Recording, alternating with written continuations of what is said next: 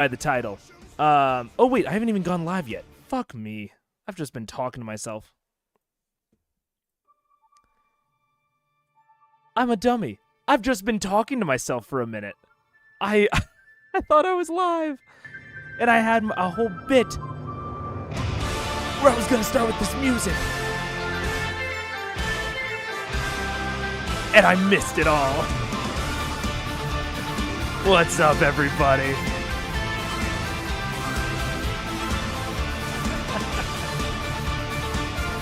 Alright. That is To Hell and Back by Sabaton. And I could not help but think of it by the time I was done with this part. And we will talk about that.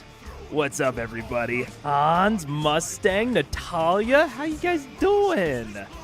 What's up? Man, I'm excited. I'm excited for this in general. Just to chat about this part, and I'm excited for the rest of book club. Yeah, you can hear me.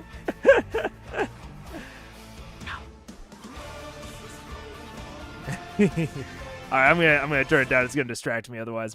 But no, I'm super duper excited. I liked part 1 a lot. There are some chapters that I'm going to tear apart much more than others.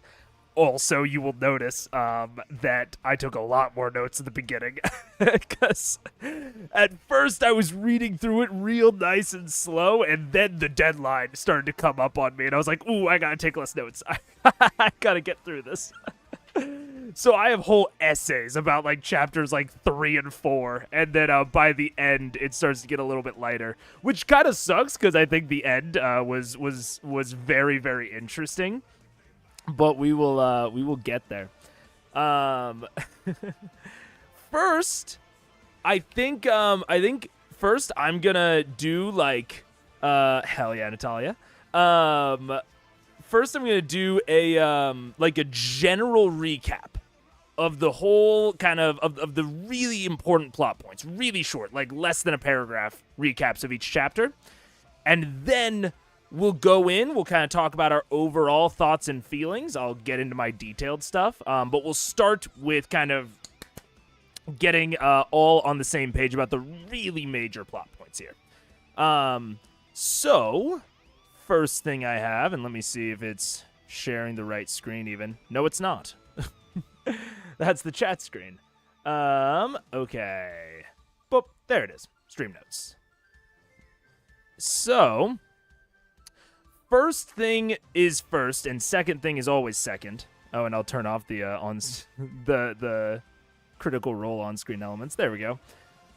So, in the prelude, I have so many notes for the first 5-ish sections. Exactly, dude. Oh man, you'll see it's even like I still have some stuff. I have a lot about Heretic, but like I have so much on City of Bells, and a lot on Stormblast, and a lot on To Kill. Like, it just gets so much shorter as I go on, especially towards the end. But first things first, like I said, we have the prelude, and this is listed as the prelude to the entire Stormlight archives, not just the Way of Kings, which I thought was interesting and kind of telling about kind of what we're in for here. Is like, this is very much set up as like the start of a series. And in it, our POV character is one of the heralds, which we hear referenced constantly throughout the rest of the book. They're in some sort of deal called the Oath Pact in order to fight against some enemy.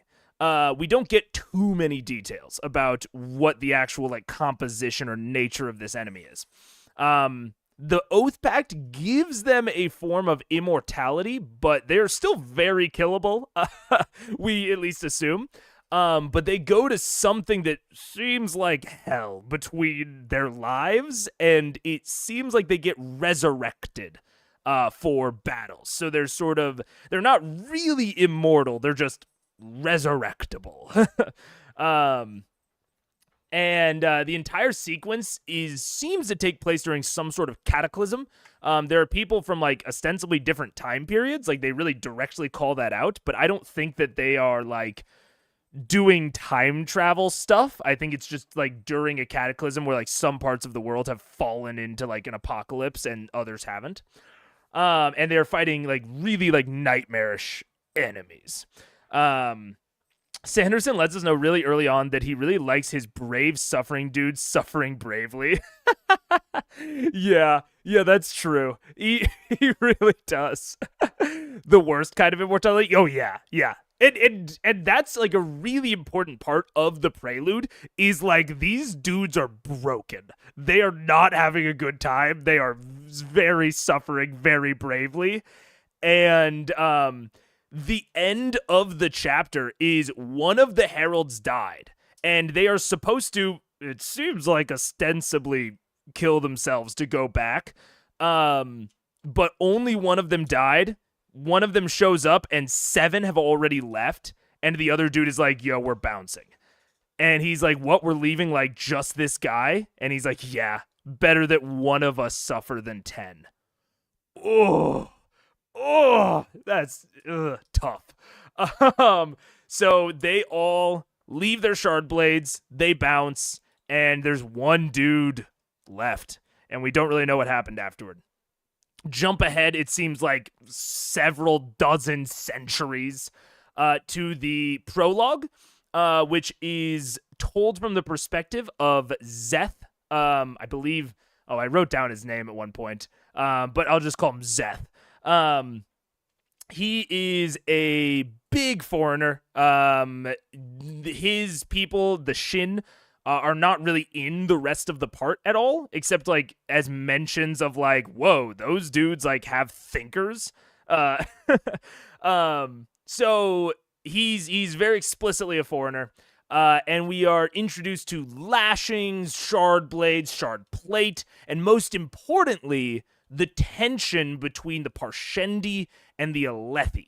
Like, that's the really big crux of this. Not only in that they are at a feast that is meant to commemorate some sort of alliance, but that Zeth is there to fucking break that alliance by murdering the king. And not only is he there to murder the king, but he's there to be seen doing it. And his masters are the Parshendi. So that's the really big part of the prologue. I have so much more to say about the prologue, but those are like the really important bits. That's rough, buddy. Hey, but I really respect my emotional men being emotional is a major win. Oh, hell yeah. I think that the beginning of this book is very interesting, and I'll go into this in a lot more detail, but a lot of times when you see these sorts of stories of these very powerful men, you know, being kind of brought to their knees and then building them back up, they are either brought to their knees very quickly, and we don't have, like, they're brought to rock bottom very, very fast, and we don't have a lot of time to really marinate in their feelings before they have their big heroic rise. Or they start at rock bottom, and the entire movie or story is building them back up. I was just watching an interview with Jason Segel, where he was talking about a project he was recently in that was about a therapist still giving therapy while they're having a mental breakdown after their wife died. And it's talking about how the movie starts with him at rock bottom and he's building himself back up. And I think that this book is very unique because it presents it as if we're starting at rock bottom, and then we progressively continue to reach lower lows throughout the entire part with Kaladin. So I thought that was very interesting and kind of unique within the space. 4,500 years later. Got it. Okay, so yeah, plenty of time for lore and religion to evolve. I mean, 4,500 years ago, woolly mammoths were still walking the earth, but civilization was still around on Earth. So it's a nice time frame, a nice, very, very big, broad timeline to choose. Super cool gravity ? Magic. Oh, we'll get into that, AKL. Oh yeah, I have all sorts of theories about how lashings work. But But yeah, so that is the prologue. Then we go into Stormblessed. We are still not with our main characters yet. Our POV character is a young, inexperienced boy drafted into some sort of feudal army. We don't get a ton of details. Through his eyes, we are introduced to some of the world, but way more importantly, to one of our two main characters, Kaladin Stormblessed. We are told that Kaladin is lucky. That is important. It is extremely important. It is slowly revealed through the course of the chapter that it's more like wits and intelligence than actual luck. But it is like occasionally foreshadowed that, oh, maybe some of it is actually luck. Like there's actually kind of something going on with Kaladin that is not just his smarts. It is also, we are introduced to Kaladin's really big like pre-plot motivation, which was to go and fight against the Parshendi on the Shattered Plains for one of the High Princes. That is his big motivation, at least at first. We're also kind of introduced to some of his hatred of the Light Eyes, but it's sort of weird and obfuscated, and it's kind of hard to tell exactly what's going on there. So interesting that our first view of Kaladin is through someone else's eyes. I thought it was incredibly good. I have a lot to say about Stormblessed because I thought it was a great chapter. I do think that it, I think there were some like really distinct issues with it, but I think as an introduction to Kaladin, it worked really well. Yeah, I did like seeing Kaladin from other people. In any high fantasy world, I'm going to assume that luck is some kind of actual thing until proven otherwise. Yeah. I mean, it was interesting because they talked about the reasons that he was lucky, and they seemed kind of weird at first. And then they go into like explicitly how it's not actually luck. Like they like kind of like go through like all of the things he does to have it not actually be luck, and then they just straight up are like, yeah, he moves fucking weird, no one can hit him, he's fighting 8 people at once. Like like there's definitely some explicit luck there. So next, the chapter kind of ends with something very unexpected happening. Kaladin kills a Bright Eyes, and he thinks that that'll like get him big honor points, and we will talk about that later because I thought it was a very masterful piece of plot to set up the way that nobility works in this world. But we'll talk about that in more details later. So we fast forward to Honor is Dead, where we zoom forward to Kaladin as now a slave. He killed the Light Eyes during the fallout of Chapter 1 and was enslaved for it. During the intervening time, most of his spirit has faded. He's now just like a husk of a person. It also dived a bit more into the Spren, which are spirits that just infest Rashar. They are fucking everywhere. They are invisible. They're always around. It's just sometimes you can see them and sometimes you can't. In particular, we are told that they are 100% super duper totally not sentient. Why would you ever think that they're sentient? Except for this one weird one that's following Kaladin that totally is sentient. We are also given more details on high storms and their effect on the ecology of the world, which the high storms in general seem to be the defining trait of Rashar. I would say beyond the Spren, beyond even maybe Stormlight, although Stormlight seems to be like really directly related to the high storms. The high storms seem to be like everything in Rashar kind of falls out from the high storms. So it's definitely something to keep our eye on more, although they're very simple. They're not like a complicated concept. They're giant ass storms that sweep across the world. So very interesting, very particular, and a lot of things fall out from them. Also clearly competence and charisma, and also some kind of protagonist powers. Yeah, 100% AKL. 1,000% bribes and stuff. I thought the bribes were really cool. I thought, we get a foreshadowing of his surgeon training. Like, there's a lot of things that clearly, like, Kaladin is just competent and good at what he does, but there's also magic, which was very interesting. So City of Bells is the next chapter. It introduces us to our second POV character, Shallan. Her House Devar, is having some like political money troubles after her father's unexpected death. Her father's death is also a secret. They're not letting anyone know.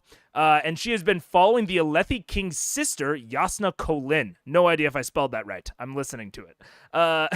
In order to gain an apprenticeship of sorts and restore her house's prestige. We find out later that there are other motives, but we don't know what they are yet. The backdrop for this is the City of Bells. I totally forgot its name and didn't go back to look it up.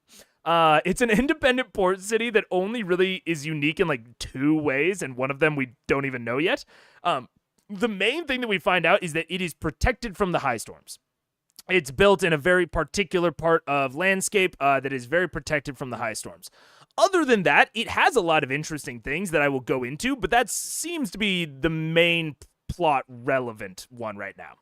Shallan and Yasna. Wow, would have never gotten Yasna. Fair enough. Next is the Shattered Plains. Carbronth. Gotcha. Okay.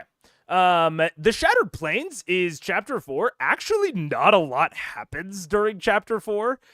He has a lot of interaction with the slaver, but the slaver is ultimately not that important. The chapter is mostly just about him reaching new lows. Kaladin's just beaten down even more.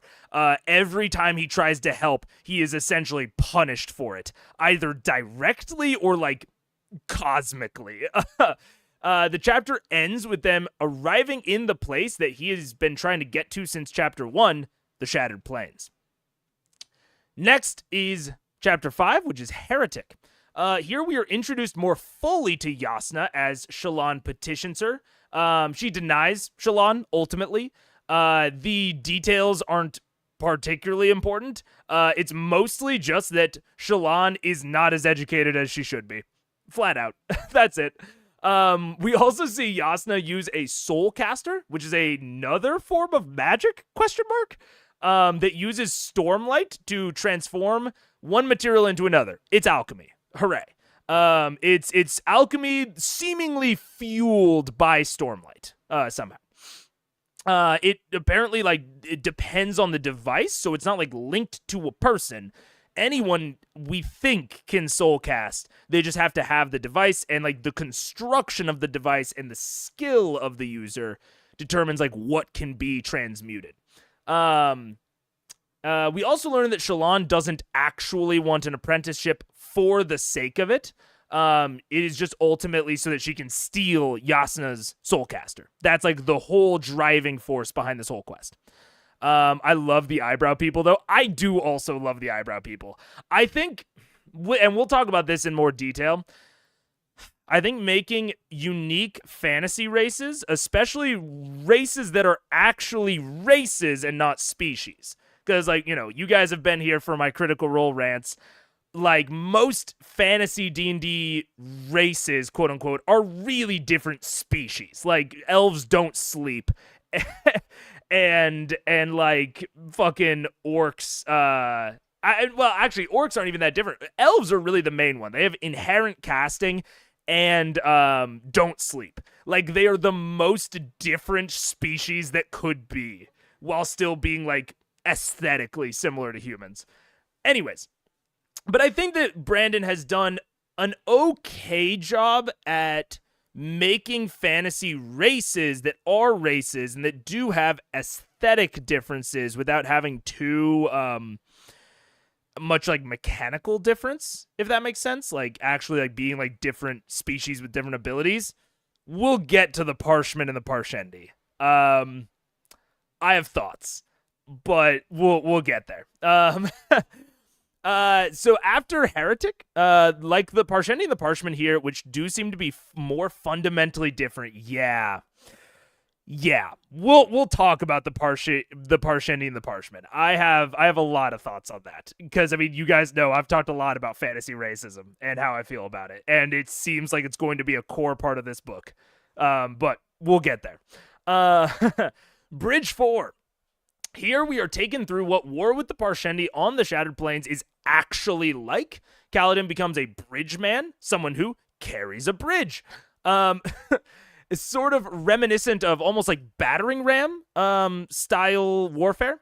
Through the plateaus that span the gaps and allow the army to progress, it is shown to be incredibly horrific. It models the tones of trench warfare a lot, and like the horrors of World War I, which is a notoriously horrific war. Like, all war is horrific, but there are certain wars throughout history that are kind of known to be more, I guess, psychologically really, really terrible to fight in.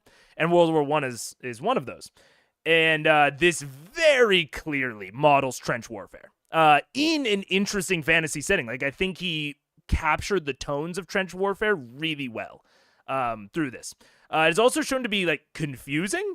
Like, we're not really sure on the details, but it does kind of seem like the armies are wasting lives on purpose? ? It's kind of hard to tell. Different based on where they are from. Darwinism. Maybe. Rock bottom, but he didn't fall into any of the chasms yet. Yep. He hits near rock bottom. Like, this is like, we are being shown what is going to break him. Like, Bridge 4 is what kills Kaladin. We just haven't gotten there yet. Next is Anything Reasonable. In this chapter, Shallan prepares to petition Yasna again, and we get more details about Shallan's memory, plans, and drawing skill. We also learn more about her backstory and why she needs to steal a soulcaster specifically. Like, there's very, very specific reasoning.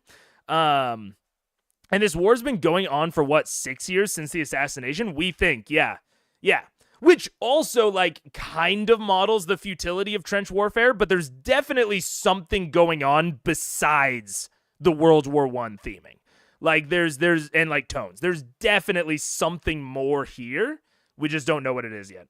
5 to 6 years after the king was killed. Yeah. So yeah, in Anything Reasonable, we learn more about her backstory. Her dad was using an illegal soulcaster, which we don't know why it was illegal, but he was using it illegally. He was creating these big marble deposits, but he wasn't supposed to be, and so there's all this economic hoo-ha. And she needs a soulcaster specifically so that she can meet her family's debts. It's not just that she needs more prestige. They have very specific promises, and it seems like economic trade deals that can only be met if they get a soulcaster. Also, she meets someone who is entirely irrelevant at the moment, but I have a feeling will come back up. A super cool, hot, ardent boy. He's super cool and hot, which is crazy. And he's religious, and she's religious. What's gonna happen? So we meet super cool, hot, ardent boy. Next is Near the Flame.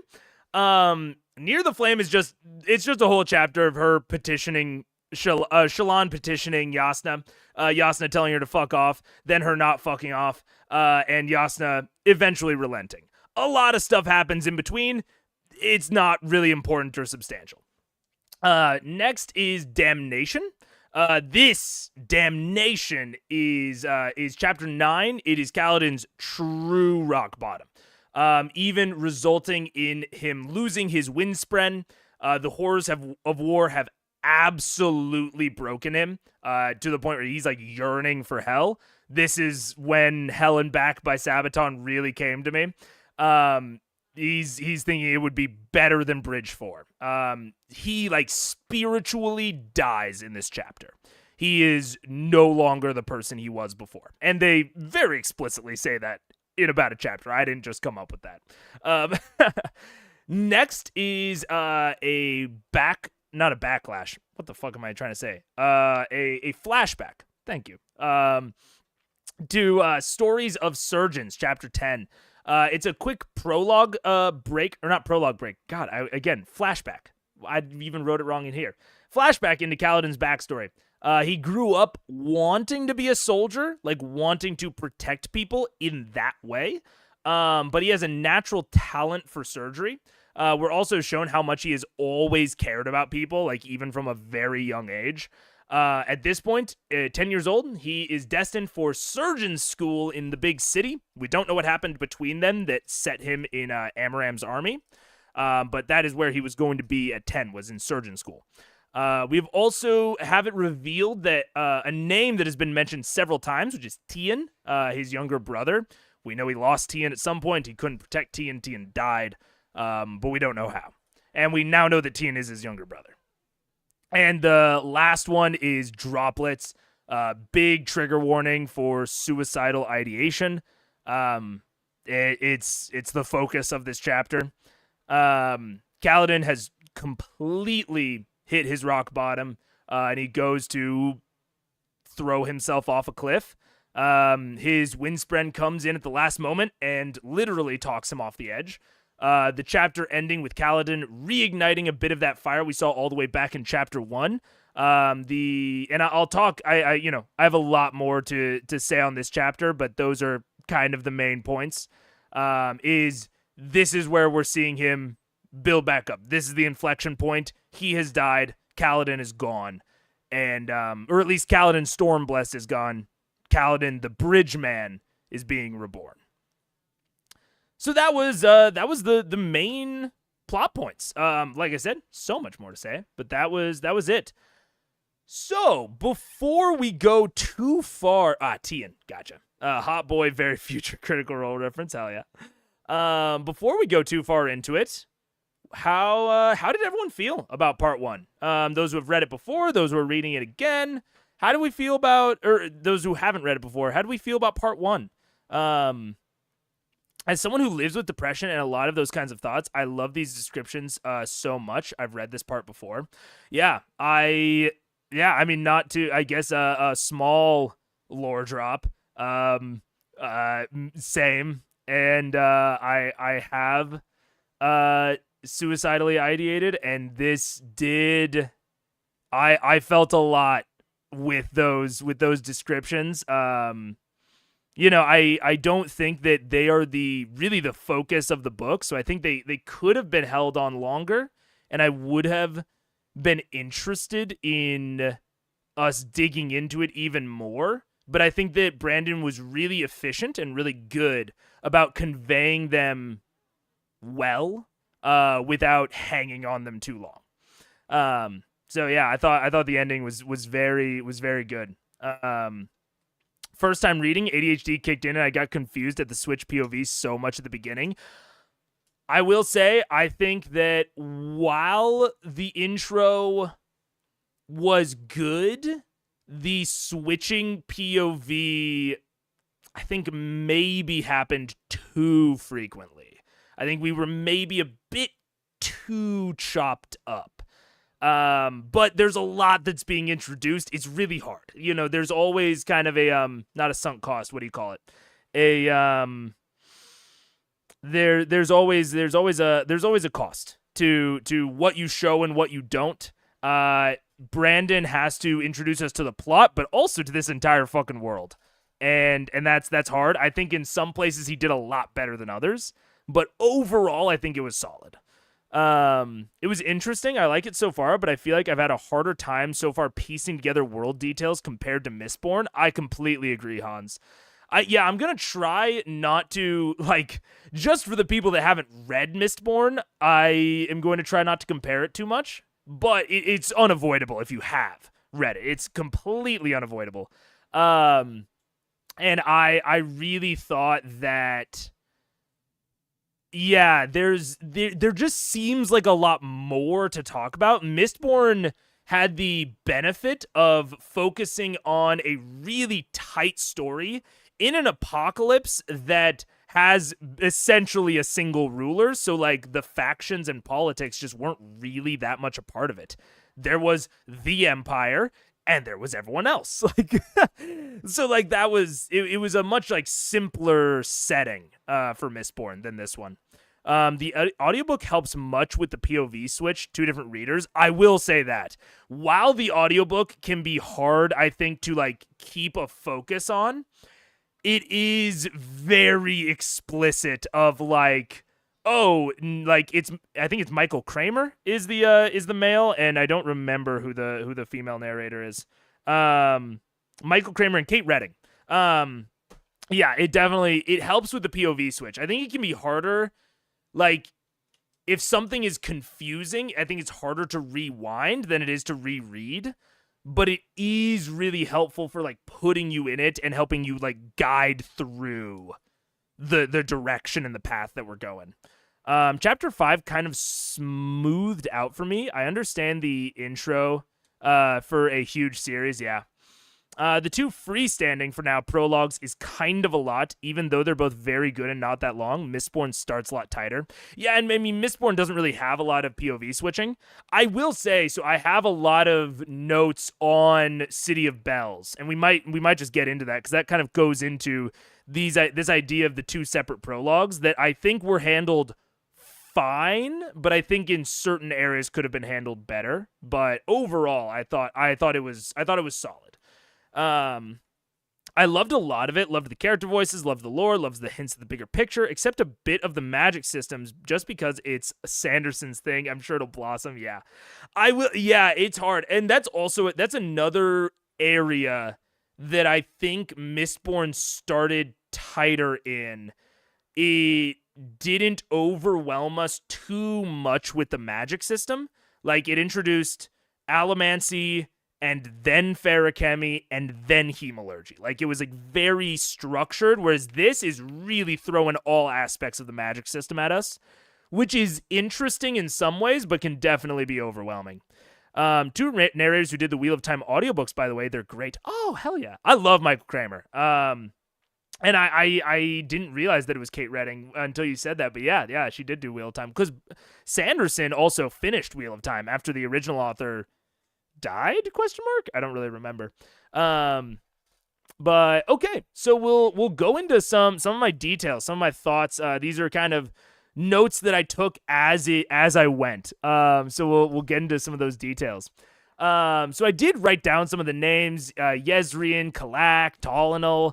I don't know that a lot of them will be super relevant. The only one that I could see being relevant is Tolinol. He's the one that died, the one that they left behind. I'm kind of watching out for his name in future, because I can see him like being the one that was there to, like, uphold the Oath Pact, coming back in more than the others. Magic, geography, political landscape, pantheon were all points of confusion. Yeah, there's a lot. There is a lot. And that's, again, comparisons to Mistborn are unavoidable, but Mistborn had much less, like, geographical, like, layout. Like, it just mattered a lot less. It was a much more concise story. This is definitely going for, like, this is not just an introduction to the story, this is an introduction to the world, and I think at certain points he balanced those better or worse. I think we've gotten several cultural references to Tolinol with slightly different names and spelling. Potentially, yeah. Let's see. Yeah, I think we covered most of that. Oh, and the starts of the chapters. Didn't even mention those because they're not plot relevant, but I'm gonna go back and review them at some point. The death rattles, which I've heard them referred to before, so I know that that's generally what the community calls them. I don't know if that's what they're officially named, but every intro having, like, a record of someone before they died, like their final words, very interesting, very, like, confusing, but, like, very, very interesting. And I wrote, it seems to be a medical record of some kind. Maybe even an archive? Dun dun dun. Fun thing you don't hear in the audios: after 4,500 years, Seth lists heralds and the spelling is wrong compared to the prologue. Fun world building. That is really interesting. That's really nice. That's really, really tight. That's really cool. Yeah, I got nothing else to say about that. That's a really nice little detail. Huh. Talanalat Elin, bearer of all agonies, from a bridgeman in Bridge 4. Oh, that's a cool quote as well. Oh man, this is why I'm already excited about book club, is because like people like picking up separate things, the audio versus the written. Oh, that's exciting. I wrote down his full name, Zeth Sun Villano, Truthless of Shinabar. Truthless seems very particular. He's an assassin. The Parshendi are his masters. Shin are considered harmless and docile, and it's interesting that Zeth doesn't particularly disagree. We're gonna start getting into the descriptions of the races because they're very interesting. The epigraphs are super interesting. It's the Almighty, isn't it? My understanding of the Almighty is that there is like an Almighty above the heralds. So like there is like a god of the world. And they talk about like the Stormfather. I'm not exactly certain if the Stormfather is meant to be the Almighty or if it is separate, if there are like lesser gods beneath the Almighty. At one point, Shallan talks about the true name of the Almighty. And it's like he who transforms, which I thought was very interesting, really harkened to these soul casters, but didn't really relate to the lashings at all. So I'm wondering if the lashings are separate? Like that was kind of interesting. I don't know. And then there are dark-skinned people. We later learned that they have black and red marbled skin, or like brown and red, like marbled skin, which is interesting. Like I don't want to say it's not, but like there's such a clear allegory to black people that it's hard. It almost seems like an aesthetic change that almost calls out what's missing, if you know what I'm saying. Like it feels like it's being done just to be like they're not black people, but they totally are. And there's just a little too close. I don't know. I think the Almighty's above the heralds too. Sounds kind of like an almost more deistic creator, not invoked by name very often. Yeah, it definitely seems like that. The marbled skin scuff kind of confused me reading it.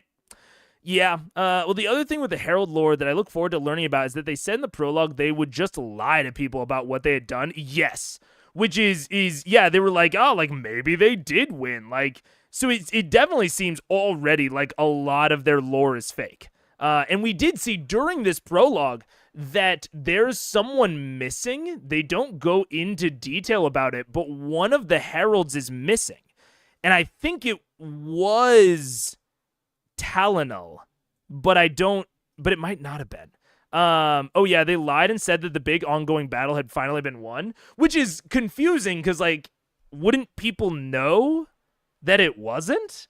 So that's like an interesting thing already, is it's like, how could you even lie about that? Anyways, so there are Parshmen and there are Parshendi. The Parshmen are described as being very dim-witted, being very genteel, very docile, whereas the Parshendi are specifically described as Parshmen who can think, which is also interesting. I don't know. I'm waiting for more to be revealed about the Parshendi and the Parshmen.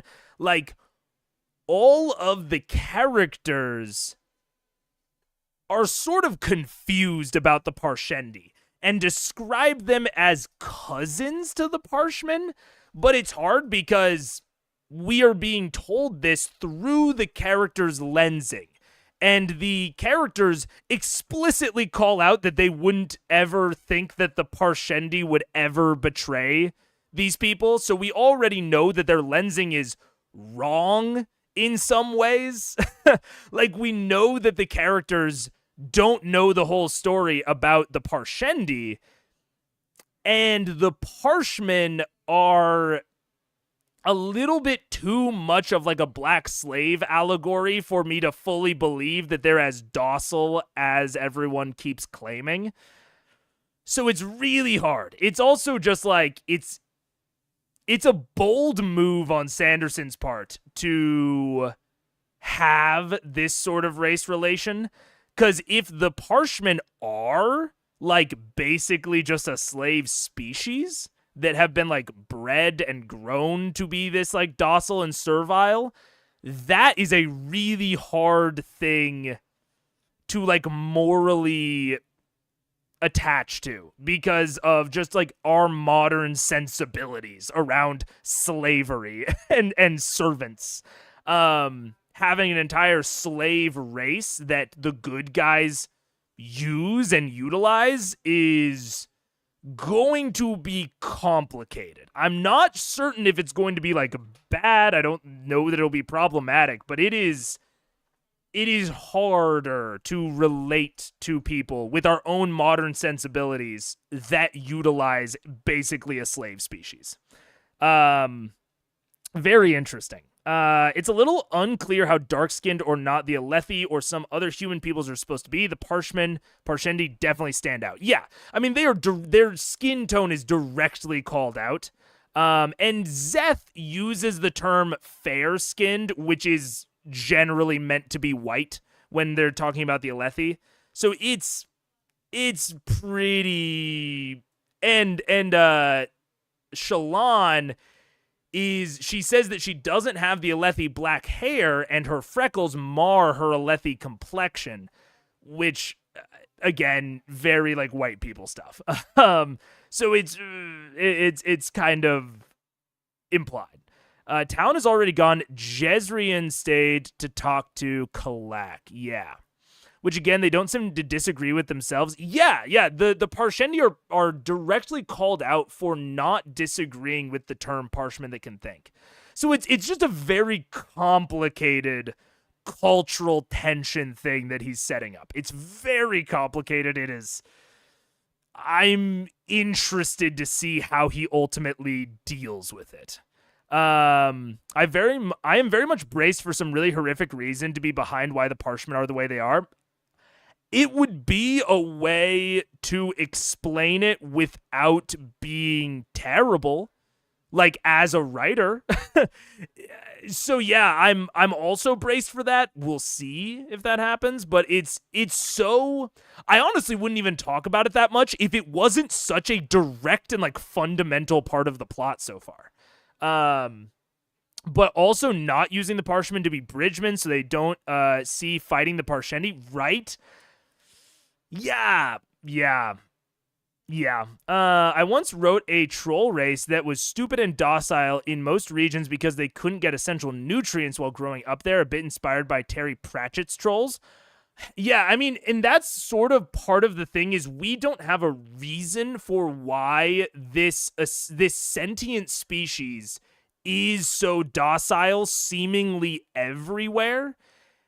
And it is currently presented through the lensing of the main characters that's just how they are, which is a bad thing that they think. By our own, like, real-life moral standings, that's a bad thing to think. So it kind of throws some moral questioning onto the character's own lensings and can kind of pull us out of the characters, unfortunately. Like, it makes it hard for me to fully be on, like, the side of Shallan at all points during like the moral lensing. Like I'm trying I'm not trying. Like I'm just, kind of taking the ride. But I always have this kind of thing in the back of my mind of like, yeah, but she thinks that the Parshmen, just were born into that. Like, so there's this weird kind of caveat that is put onto all of the characters' morality in this system. Not saying that they're like bad people. It's just that clearly their morality does not explicitly line up with our current modern day reality, which it doesn't have to. Like, I want to make that clear. It super does not have to, and it would be contrived if all of the main characters lined up with modern morality in this fantasy world. But it is something that the author then has to contend with throughout the course of the story, that we can never fully buy into their morality. So we'll see. I thought it's just privilege talking, but yeah, it would be brave. Definitely a huge challenge to write something like that. It would be very interesting. Yeah, I think that's the kind of the majority of what I want to get at is like that is a challenge that Sanderson will have to directly address at some point. If he never addresses it, it's not great. But I think he will. I'm curious how he will. Especially with the Parshendi being such a direct part of the plot. Shallan is fairer than normal Alethi, I believe. Yeah. Alethi or Tan? Yeah, I do think they talk about Alethi Tan being in fashion. So, yeah. It's also sort of said Shallan, she was pale-skinned in an era where Alethi Tan was the mark of true beauty, yeah. So, I mean, it's weird because none of it matters except that it does. Like, except that, like, the Parshendi are the ones that they're fighting, and every time someone has talked about Alethi fighting Parshendi, they're like, damn, I didn't even think Parshendi could fight. Like, so it's one of those things where, like, it super doesn't matter, except that it's one of the critical pieces of the plot. Which is, like, a weird position to put it in at the moment. Well, Shallan is crazy privileged. Oh, yeah, 100%. I think she'll hit her rock bottom yet. Yeah, her rock bottom's going to be interesting. It also seems like maybe she has, but we'll get to that. Maybe, question mark, I don't know. Well, we assume it's wrong and immoral, and it probably is, but being fantasy, it's also possible that they just are as perceived. It is possible. It is, and so that's, like, kind of the weird part of this is, like,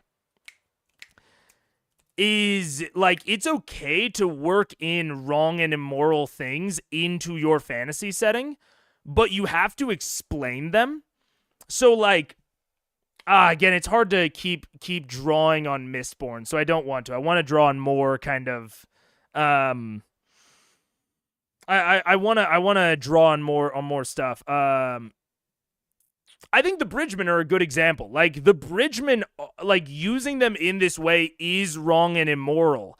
And no one, including the Bridgemen, really seems to think that it's not. Like, they're all very resigned to their fates as something that, like, it is okay for slaves to be used in this way. Like, they're not talking about how, like, crazy immoral it is. It is, like, an accepted morality beat within this fantasy world.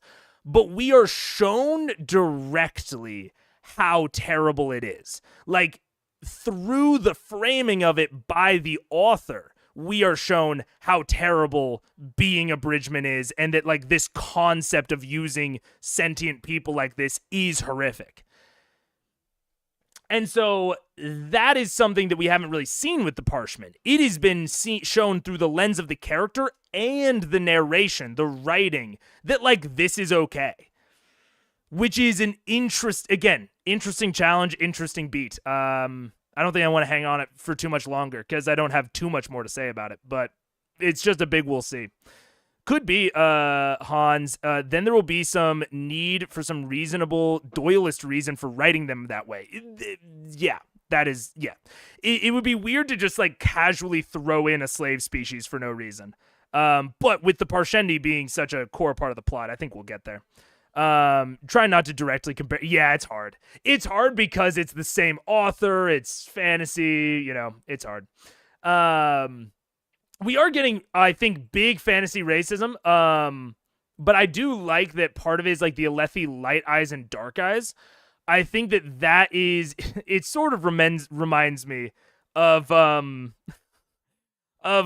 Rick and Morty, what is it, like, triangle nipples and square nipples or whatever, like, something that is clearly ridiculous and, like, just an aesthetic difference, but that has been worked into the culture as a sign of superiority. I think that's a solid way to do fantasy racism and to show kind of hierarchies being invented out of nowhere. To be fair, some of the Bridgemen say that Dalinar doesn't use bridge crews. They do. And he says that even if he does, he doesn't use them in this way. But they still never question that this is, like, an acceptable thing to do. None of them are like, you can't treat us like this. Like, they can be treated like that within the moral framework of this world. Some fantasy gender roles too to go with fantasy racism. Yup, lots of fantasy gender roles, which was,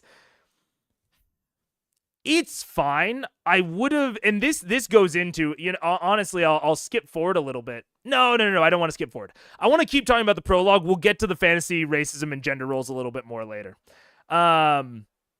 So I did write down Yasna, the king's daughter, Alucard, the king's heir, Azish. Oh, Spren. This is where we get into Spren. Spren are fucking weird, dude. Spren, they're everywhere, but also invisible to most people most of the time, and they represent emotions, but also physical concepts like fire and wind, but and strong emotions, but also like very abstract concepts like creation and like I guess pain isn't a general concept, but like rot and death. Like the Spren are odd, and they are a very very weird piece of world building that, like, I can't tell what they're related to. I can't tell if they're related to Stormlight. I can't tell like what their deal is, really. Like, it's a very interesting thing. Like, they talk about anticipation Spren, where this world has this thing where, like, your emotions might just be laid bare to those around you through the Spren. Or they might not. They might be totally hidden, and only you can see your emotions, but maybe sometimes other people can see them as well. They seem to be this like weird gestalt consciousness thing. Like, it's very interesting. I have nothing more to say about it other than that I am really interested to see where they go, because I think they could be used in a lot of very different ways, and they are a really like deep well of possibilities, both like narratively and from a world building standpoint. The religious reasons for gender roles and behaviors too. Spren are awesome. Clearly a lot. Yeah. And what an amazing way to constantly get to underline and visualize key moments. Yeah. Like them, again, I keep going back to like the anticipation Spren or the creativity Spren. Like the creativity Spren all being drawn to Shallan when she's making the art is a really nice way to highlight that this is something unique, that this is something that is like that she is skilled beyond the normal. Because we've heard about Spren being attractive before, but normally it's like one or two.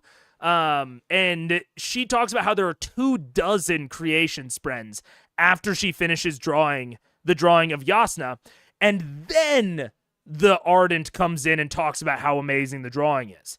But like, we've already been highlighted how amazing it is through the Spren. So it's this very, very interesting way to let the world highlight things that we may not know how amazing they are or how important they are. It's a way to not underline it, but it's a way to describe something in sort of a low-key way while still highlighting how high-key it is. Also useful in world, like seeing Rot Spren. Yeah, 1000%. Like, it's both, it has Doyleist and Watsonian utility. It's so interesting. Yeah. Oh, I predict all the fanfiction where the plot hinges on awkward Spren appearances. Yeah, I could see that, like, this fanfic where this key moment was ruined, like a lie was ruined by a Spren appearance. Yeah, it'll be very interesting. Spren have so many potential repercussions too if visible, and I think that will be the only risk to them, is that it is good that he's highlighted how rare they are, but it does risk being contrived. Like, if too much plot revolves around Spren appearances, that could feel really contrived. That could feel really hand of the author, like this thing was only noticed because a Spren appeared. that could feel bad. I really like them as an emphasis tool, but I really hope that they aren't too plot relevant. Like their appearance or disappearance isn't too plot relevant. We'll totally see. Rot spren disappearing. Yep. Do you attract a usual amount of spren? Is your luck unusually bad or good? 10 easy way to tell if you're a protagonist. Yeah, kinda. Alethi scholars are close to being able to reproduce shard blades. Very interesting. We haven't gotten anything else about it since then. Zeth can hold Stormlight. It seems like Stormlight in general is just like the main thing about the magic system. So it gets infused into their money. It's being used to power the Soulcaster. It's being used to power the Shard Plate. It is used to power his lashings. Like, this is very explicitly different from something like Lord of the Rings, like Star Wars, Mistborn. Like, Mistborn is essentially alchemy. You get different ingredients. It's like witchcraft, you know. You get ingredients and you use those unique ingredients and unique combinations of those ingredients to produce effects.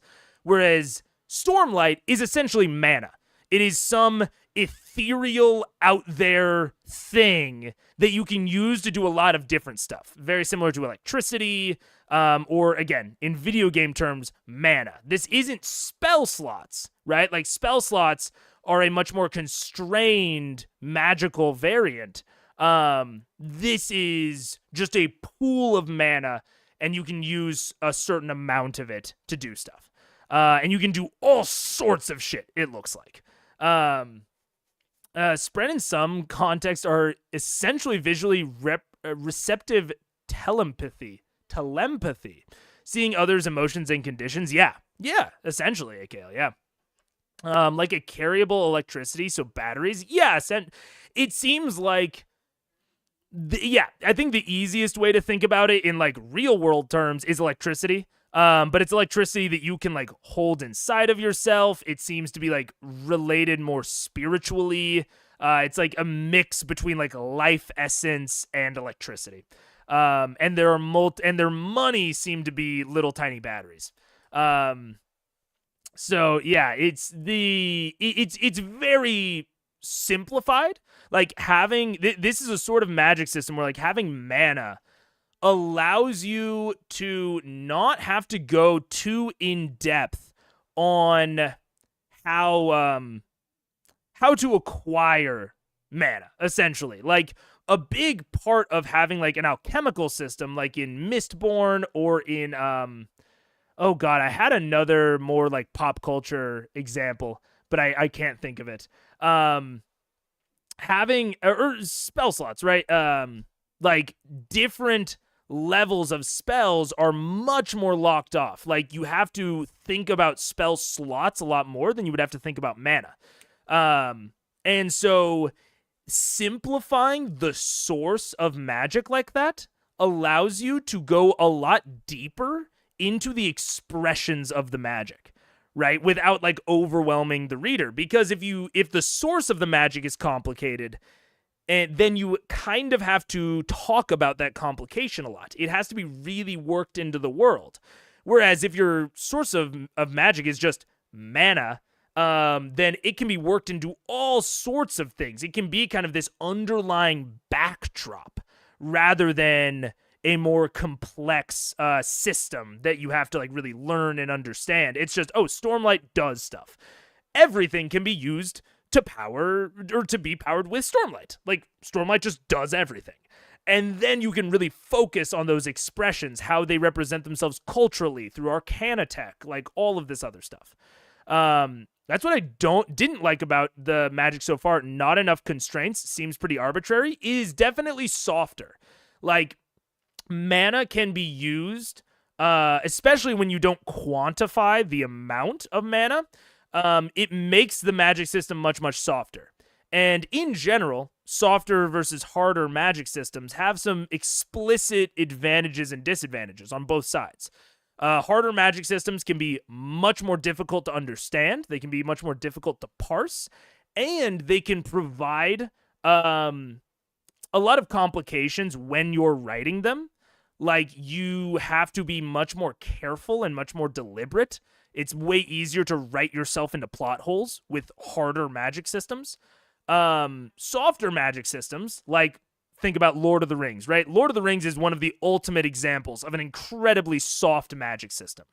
But that magic system can be used to highlight the story, right? It's all about using the magic to highlight existing plot points, kind of like the Spren, to give emphasis, right? When Gandalf is fighting the Balrog, it does not matter that it's a Balrog. It doesn't even really matter that it's Gandalf. The point of that scene of the Fellowship fleeing while Gandalf stands against the Balrog, a single point of light against all-encompassing darkness. It is not about the magic. We don't know if Gandalf can defeat the Balrog. It doesn't matter. It's the thematics of that shot. It is the theme of Gandalf essentially sacrificing him so that the Fellowship can escape. We don't know if he can defeat the Balrog. It doesn't matter that it's a Balrog. It could be a dragon. It could be another sort of demon. The specifics don't matter because the magic system is so soft.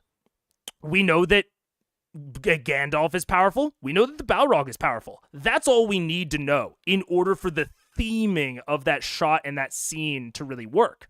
So that's one of like the really explicit benefits of soft magic, is that you can use it in order to really highlight certain parts of your story without needing to go through all of this foreshadowing and all of this setup. Whereas in harder magic systems, I'll use the example of Avatar: The Last Airbender.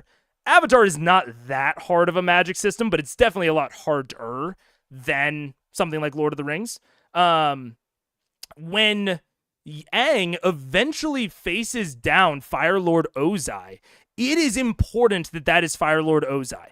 It is important that Aang has gone through all of the trials and tribulations to build out his magical skill set ahead of time. We see him use things that he learned throughout the story about the magic system to specifically defeat Fire Lord Ozai. When they finally learn how to redirect lightning, that is interesting because of the hard magic system, because we're learning about different ways that the magic system can be used. If we find out that Gandalf could redirect lightning, who cares? like when we see Gandalf use magic, the details of what he's doing don't matter.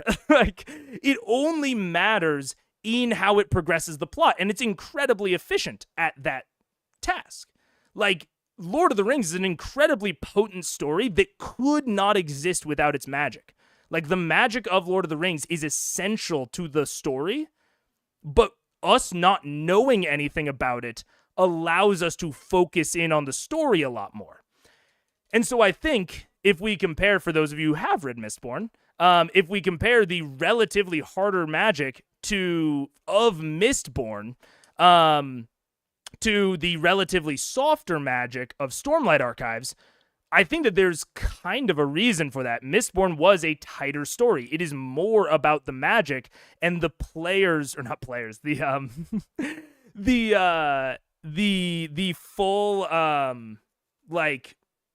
full relation between the magic and the plot and the narrative. Like, it is way more essential to those plots. Whereas this, we're focusing more on characters and political intrigue and faction relation and race relation. Like, there's so much more to this story that we almost need a simpler magic system in order to pursue it. All right, I need to read through some comments. Shardplates repairing themselves is so OP. Magical nanotechnology. I mean, the magical artifacts in general is something that is very present in this. That's not really present in maybe more harder magical systems. And again, Shardplate is thematic more than anything. Shard blades are thematic more than anything. Shard blades and shard plate are immensely overpowered, like ludicrously overpowered towards anything else. But they are thematic. When Szeth fights King Gavilar, in the hallway, it is important that King Gavilar is using shard plate and not lashings.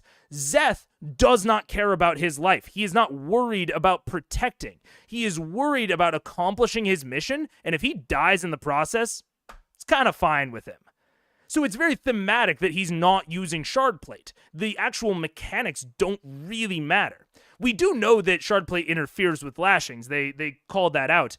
But him using lashings, this technique, this thing that you have to learn, already seems more representative of the Shin culture than shard plate. Shard plate is a construction. It is an artifact. You are using Stormlight.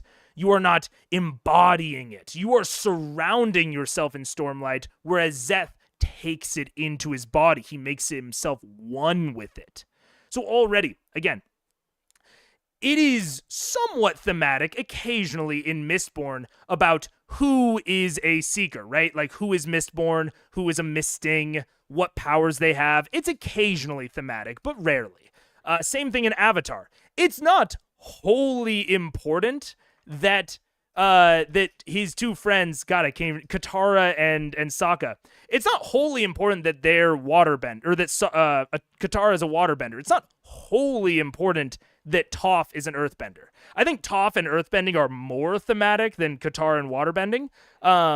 But it is more important about how their bending interacts within the story than it is for Szeth to use lashings and King Gavilar to use shardplate. But over time, the technology was lost to make more shard items. It does seem like, yeah. So now they are like this big source of prestige and conflict within the world.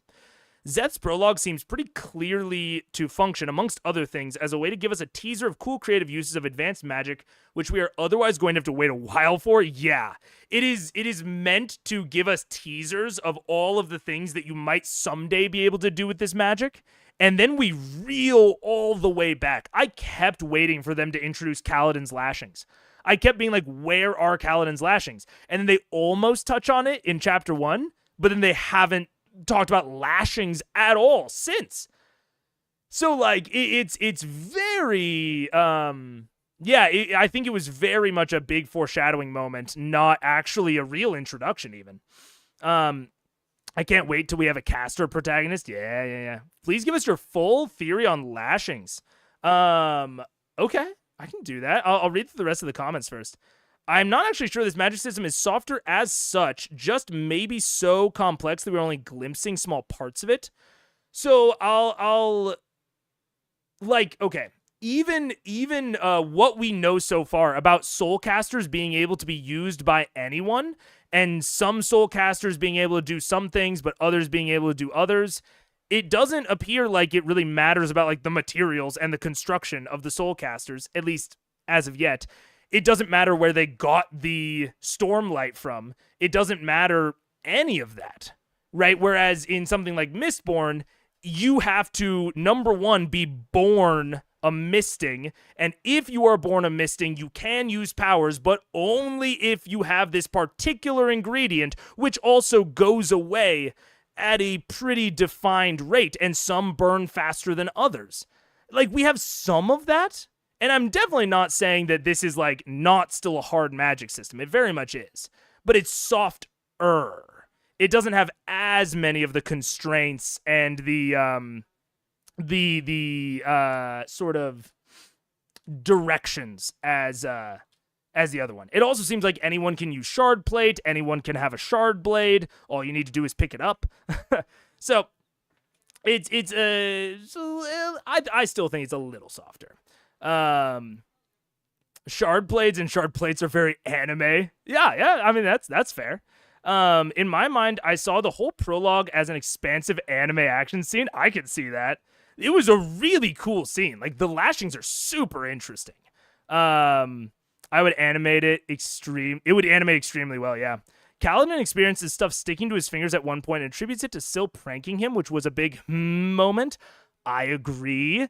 It's also like the guy that is watching Kaladin while he fights, like while he's saving the kid in chapter 1, like narrates his body moving in ways it shouldn't, like narrates like the air moving around him, which would kind of be thematic as to why maybe he can essentially, it looks like, almost animate this wind spren, or at least attract the wind spren. Like, there seems to be some connection between Kaladin and wind and, like, air.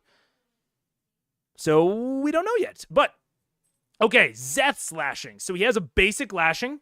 He can lash people or objects to other surfaces or objects. It's just your, I don't want to say bog standard, but it's gravitational manipulation. He has to touch one of the things he is lashing, it seems like. But then he can just, like, pick something else. He's like, boom, you're lashed. So, like, pretty direct. Next, we have the full lashing, which binds objects together, which seems like the same thing so far. In the example, Szeth binds a door to its frame. Sounds again like gravitational manipulation, some sort of, or something maybe even more basic, like the strong or weak nuclear force, something to do with electrons. Given that it's stormlight and Szeth's body frosts when he uses it, it seems like something beyond just gravity. That's my thinking right now, is that this isn't just about gravity, like the fact that stormlight illuminates things. There seems to be something more electrical going on, and that could lead to some sort of gravitational manipulation type effects. And it seems like basic and full. I actually, Bubba, it's okay. Someone rang the doorbell, and Bug hates it when they ring the doorbell.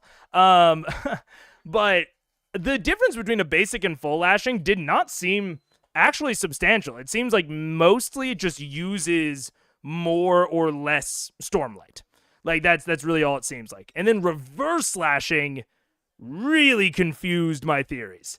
It requires constant touch. While active, it pulls things towards it. Sort of odd, especially when it's described. It is described as drawing in stormlight rather than emitting it. It also takes relatively little stormlight to maintain. I thought that was weird.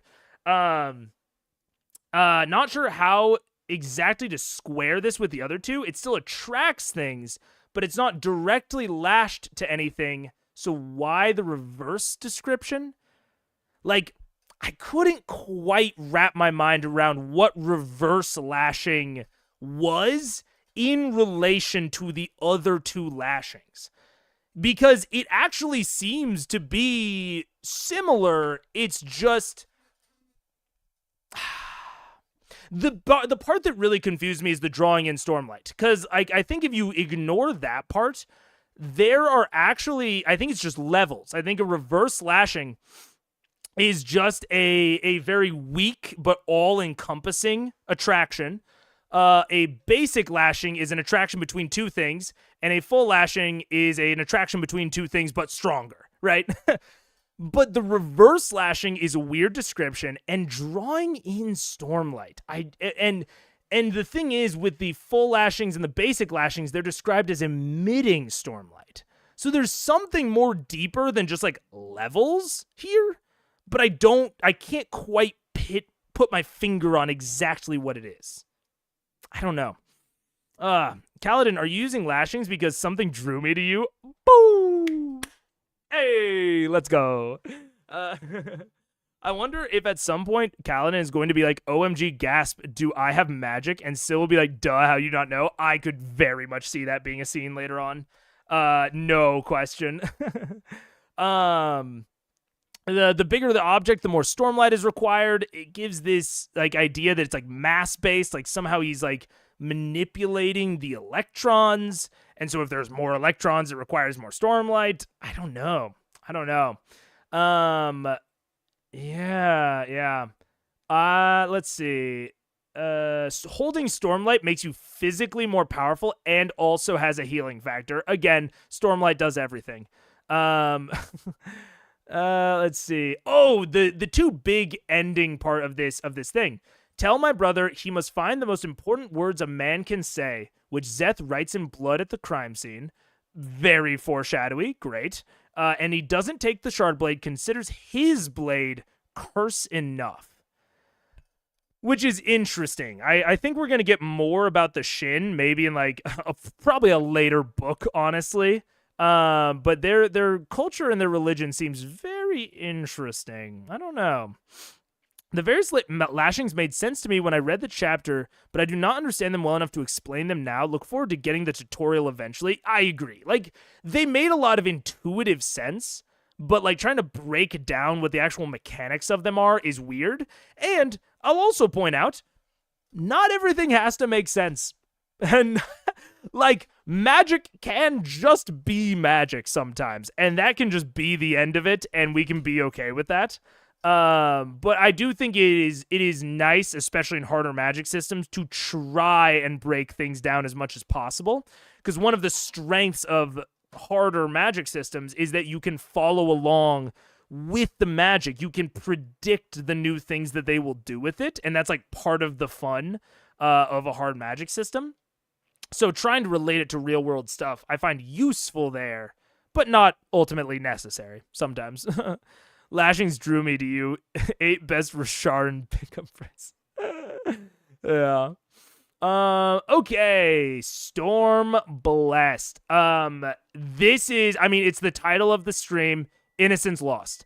That is the theme of all of part 1 is Innocence Lost. Like, the young kid talking to this veteran was very Innocence Lost about, like, the reality of battle and conflict. He's like, why aren't we lining up in rows? And the veteran's like, no one does that shit.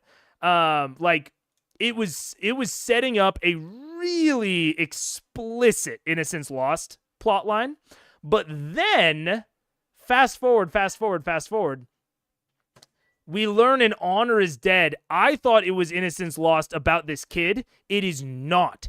It is Innocence Lost about Kaladin. I talk about it down here. So it turns out the first chapter wasn't showing us who he was and who he currently is, but actually is just a giant summary of his past, showing everything he has gained only to then highlight his loss much starker in the next chapter. I do think it's more effective than if it had been done in flashbacks, purely because it's about loss. Building Kaladin up only to flash forward to his slavery sets up his morality and mindset moving forward. This can then be contrasted against like something like Kelsier, and I know I'm going to talk about Mistborn, oh my god, but hopefully you won't need to know too much. Something like Kelsier in Mistborn, where we meet him after he has been enslaved, because his arc wasn't about regaining what he had lost, it's about revenge. His is not a story of hopelessness, Kelsier's. So while the pits of Hassin and his enslavement are good backdrops, they are presented to reinforce his anger and hatred of the Lord Ruler. Here, the enslavement is not shown to increase his hatred of the Light Eyes. I thought that was very telling about like why this is constructed this way. His enslavement does not increase his hatred of the Light Eyes, which has already been established. It could have. It is specifically to contrast with who he was and his hopelessness at losing everything he had worked to gain. I think that's why organizing it in this way was such a good stroke on Brandon Sanderson's part, is because we are specifically highlighting all of the dope shit that he lost during this whole sequence. So yeah, I thought that was really good, really interesting. Also, I thought it was really interesting. Like, they're fighting Alethi. It's petty infighting amongst lords under the king, feudal shit. The king would have put a stop to it, but he's on the Shattered Plains. That's important for later. Because I'm going to fast forward to chapter 4 in the Shattered Plains. This all here. I did think that Kaladin being so aggro was a little bit weird and contrived at the time, but I'm actually fine with it in retrospect. His social isolation is killing his spirit, but now that he's had someone to talk to, it's giving him his fire back. Also, if I am correct, it seems like Kaladin was kicked out for killing the bright-eyed captain, something that we did hear him like talk about and discuss in chapter 1. It was something that he thought would essentially get him promoted. I think this highlights, again, this Innocence Lost theming. Like, even though he was so smart, he had so many wits about the battle itself, he still was naive. He still didn't understand everything that was going on here. despite the fact that he's a near tactical prodigy and clearly has some sort of magic, whether he realizes it or not, he did not truly get what they were doing in that army, which they then go even more into in the stories of a surgeon, where like he doesn't, as a kid, he doesn't understand who the Alethi fight. He doesn't understand what war is like. He doesn't understand any of that. And it's like highlighting all of that Innocence Lost part of it. Like, this was feudal infighting. Each lord wanted to win, and I'm sure that some of the blustering got pretty venomous, but at the end of the day, they were both Alethi. Commoners killing nobles can't be allowed, period.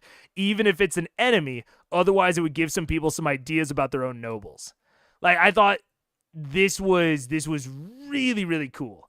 And the Windsprint is really juxtaposed against Kaladin. Like, the Windsprint has ultimate autonomy. They can perform lashings as pranks, which cannot be contained. Now, it is possible that Kaladin is doing the lashings himself and he's attributing it to the Windsprint, but I still think that the framing of it fits here. And yet the Spren chooses to stay with Kaladin. They actually express and impress their will onto the world. They care. This is put into stark relief when the other Windspren chase the High Storm, and this Spren chooses to stay with Kaladin. Like, regardless of the in-world reasons that any of this is happening, narratively and thematically, they are being directly juxtaposed of like this Spren choosing to stay with Kaladin, and when it could go wherever it wants, versus Kaladin, who used to be so controlled, so contained, could have gone anywhere they wanted, could have gone to surgeon school, could have done anything. And Kaladin chose to be in the army to get to the Shattered Plains, which ultimately ended up entrapping and enslaving him. And he loses all of his care and trust. We can also see that anything Kaladin does care about nowadays is being coaxed or at least introduced by the Spren. Which even like the Shattered Plains and the war camp was being introduced to him by the Spren. She went out and found it and then came back and told him. So like big juxtaposition between the Windspren and Kaladin here, which I thought was really cool. Oh boy, the City of Bells. So we're going one back. The City of Bells is very warm, very inviting. I like that as like a backdrop to all of this. Also, yes, no, Colin. I fucking butchered it. I think this was something that I was really interested in, like intellectually, but was hard in the moment. Like tossing out constantly cultures, cities, customs. Like it gives the world a large feeling, but it's also overwhelming. Like, I think that the first few chapters did it well, but it was a bit too much in City of Bells, I think. But it being too much might have been part of the point. Like, us being overwhelmed as readers can almost mimic Shallan being overwhelmed as a character. It can, like, really put us in that mind space, but it's, like, really risky. I don't think it, like, worked in this chapter. For me, frankly. I think it was too much. I need something to like cut through it. And this is what I noted here. The character has this quest that she's been on to find this other person, but I don't. I don't care about that other person. I just spent 2 chapters learning about Kaladin in a very nice fashion, and then they asked me to set that aside for a sec to be overwhelmed and not even have something I care about to focus on. Like, I needed a pillar. I needed something to hold me to the ground while I'm being overwhelmed. Like, Shallan has her quest. She's being overwhelmed by everything in the area, but she needs to find Yasna. That's her pillar. That's her anchor. I don't have an anchor here. Like, so I think I needed one. I think I needed something to, like, hold me down while they overwhelm me. And I think it could have worked if they set up a loose Kaladin connection. Not like, fucking, oh, there he is, look at that. But like some sort of connection between the captain and the slaver, potentially, because they were both, not Varshendi, I don't remember their names, the guys with the white eyebrows. Some mention of the name early in the chapter, talk of a business deal, who they're gonna go meet after this. Like, I don't know if that would have worked with the plot, obviously, but like, I think that something like that to like anchor me there, or like some mention of the shattered plains, like something to ground me while I'm overwhelmed. I think could have done all right. The most important cultures and customs do get repeated multiple times as well. That's true. For instance, Kaladin thinking about the light-eyed ladies button-sleeved. Oh, I have a whole thing about that. Yes, I agree. I think I would have had those flipped. I think I would have had the gloved thing first and then them bring it up during the Shallan chapter. So, like, introduce it during Kaladin and then overwhelm me with all that stuff during Shallan, but I have some things to grab onto. Is I think one that I could have gotten by. Eyebrow people are the Thalens. Do you think that all Thalens know each other? No, I don't. But that's the problem, is they should have. Like, in this one specifically, they're both merchants. Like, they could have had reason to know each other. And it could have just given us a little bit of a breath of air during the onslaught that we were receiving this chapter. They communicate telepathically through their eyebrows. Their eyebrows are antennas, actually. Yeah. That could work. Wait. Okay, there we go. I had to refocus my camera. Glove thing was first mentioned by Zeth? It was mentioned by Zeth? I do not even remember that. That's crazy. I don't know. All I know is that it was a lot. It was a lot, and I think for my own personal tastes, it was a little bit too much with not enough to grab onto. Rereading while making notes, this repetition almost seemed overly blatant, but it's probably a good call overall given the amount of detail. I definitely do think he needs to repeat a lot of stuff. And, like, again, even, like, as a first-time reader, I am thinking that, like, I think that the amount that he repeated was good, but I would have ordered it a little bit differently and had some things for me to already know going into Shallan. Because Shallan was just too much that I didn't know. Where did I talk about? So yeah, and then we've already talked about this a little bit, but talking about moral lensing. When we're introduced to this world and its morality, while we don't always think that a POV character has explicitly correct morality, we do by default give them some amount of authority on the manor, and then, get into Parshmen. The Parshmen are risky, and we'll see how they go. Yeah. Let's see. Oh! I do think, okay,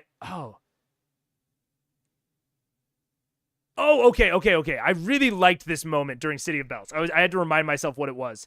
During City of Bells, there's a conversation about taking the long way or the short way up to the Palanaeum. And I thought it was so well done that I just had to, like, talk about it. If it was the CR watch through, honestly, I might have said to cut it. I might have said to cut it, but I think it was incredibly well used here. For reference, there's a conversation where the coachman asks if they want to take the long way because it has better views, or the short way because it's shorter but doesn't have as good of views. It reinforces the stranger in a strange land narrative because she can't speak the language, but more importantly, it highlights Shallan's, like, internal dissonance. She wants to take the long way. She wants to, like, sketch the scenery and the animals, but, like, the mission, finding Yasna Kholin, necessitates that she takes the short way. Like, it's a really tiny thing, but I think it highlights the differences between, like, her personality, like her desires and her wants, versus her goals and her missions. And I really think that in retrospect to the entire chapter, I think we're going to get an amazing, like, reinforcement repeatedly of that dissonance as we go through the book, where, like, her mission is to steal the Soulcaster. Like, that is her mission. But the more she gets to know Yasna, the more that she gets to, tootle, I was thinking tutelage, learn, under her. The more she gets to tootle under her, the less and less she'll want to steal the Soulcaster. Like, we'll see that dissonance build and build and build where she has to steal the Soulcaster, but she doesn't want to because she wants to continue learning. Like, I think that this was the introduction of that dissonance that, like, yeah, she's here as a spy. She's here as a thief, but the things that she is saying are all true. There's a line later in one of the later chapters where she says it was a lie built out of many, many truths of like why she's even here in the first place. And this was the first introduction to it, and I think it did it so well, so efficiently. I just loved that conversation. Thalen do seem very Planet of the Hats-y compared to other cultures or races right now. Their characteristics seem to be 1, super long white eyebrows, and 2, traitors of different kinds. A bit. Yeah, I don't disagree with that at all. Tutor and Tootlee. The Tootlee is being tootled. Works for me. Hell yeah. I think she's being tootled. Oh yeah, I had a lot of thoughts on Carbronth that were less than kind. Like having all the buildings of the same type be the same color is like, it serves a purpose. I think it's a bit uninspired, personally. Like, in terms of, like, all the things we could have done here. Like, I think it serves a good Doyleist reasoning of, like, it highlights how massive the city is and, like, that there are so many foreign visitors that we need color coding to, like, tell all this shit apart for ourselves. But also, like, I don't know. Like, yeah, you need something non-language based because there are the sheer amount of like foreign non-language like non-native speakers there and you need this wide variety of shops to service all of these people. But also, I don't know. I was just a little bit unimpressed with like, oh, they're all the same color. Like, I think we could have done something a little bit more. And it's weird because they do something more clever later. They talk about the glyph pairs a lot, and she talked about how these glyph pairs were stylized to look like a book for the booksellers. And I was like, oh, that's really nice. Like, that's a nice, like, non-language way to identify stores is, like, through these glyph pairs, which is, like, much more interesting. So, yeah, the whole same color thing, I was kind of like, meh, whatever. I also like the why it's called City of Bells is a nice touch, and like the fact that the sailor doesn't believe it, and the bad smells like don't make the whole thing rosy. Like, I liked the City of Bells in a lot of ways, but I don't know.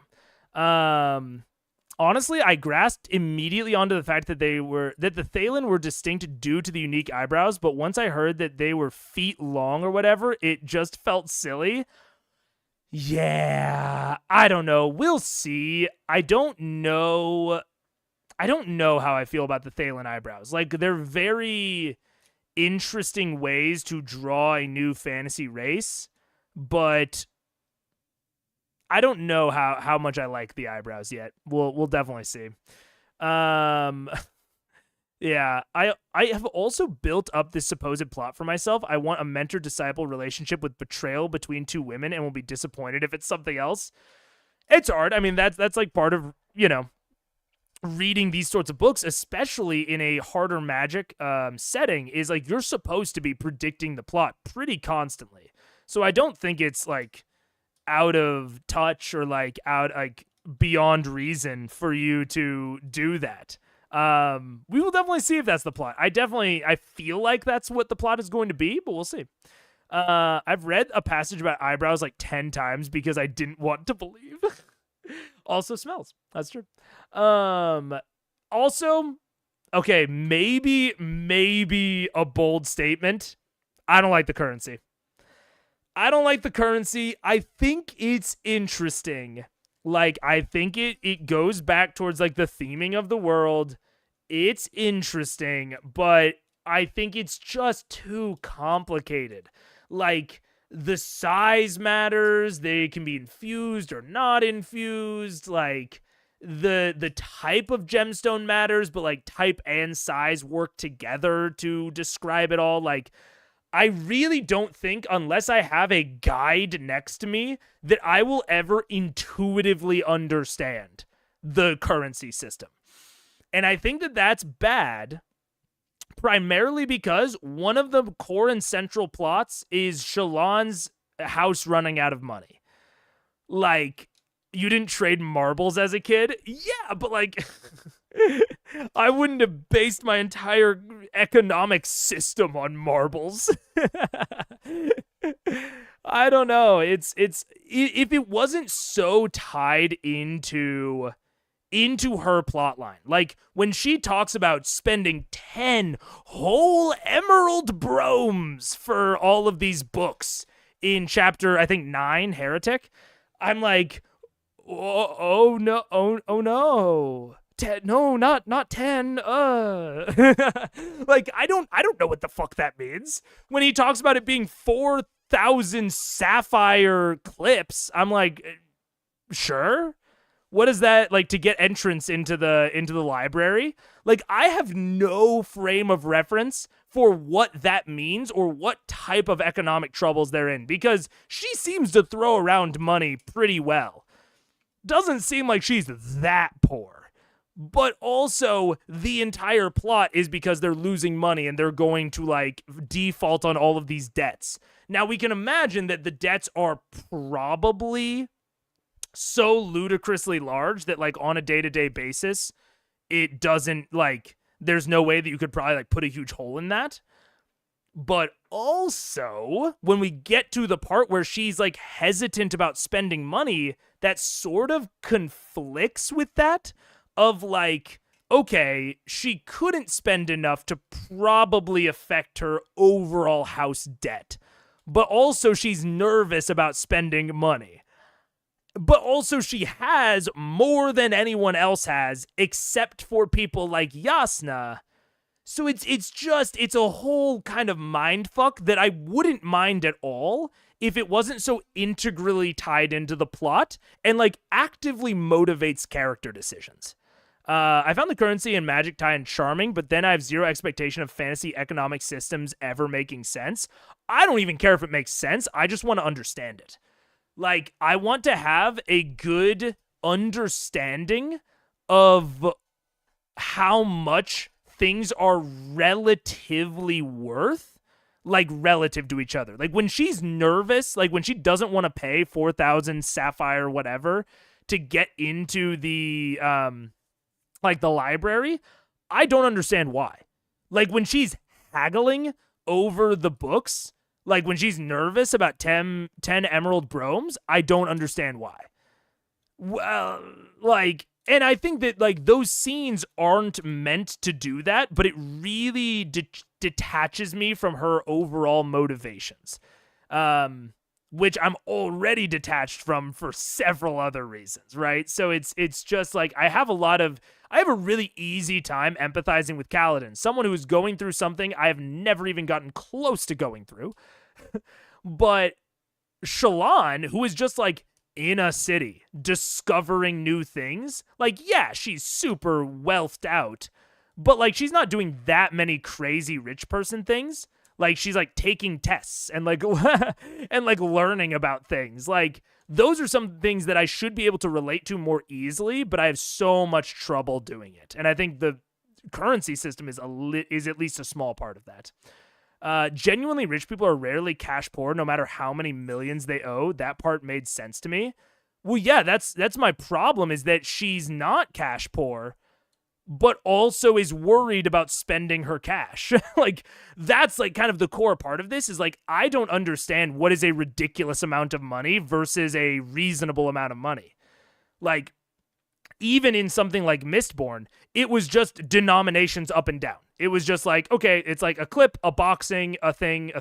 Actually, I think there were only 2 even denominations. I think it was clips and boxings. And so, like, it took me a second, but I really started to get it. Whereas this, with, like, the combination of size and gem type, is really throwing me off. Because I can picture why a larger size of thing would matter. But, like, within that, I am really struggling to understand the currency, which, like, maybe I just need to look up a fucking chart and stop complaining, but I don't know. I don't know.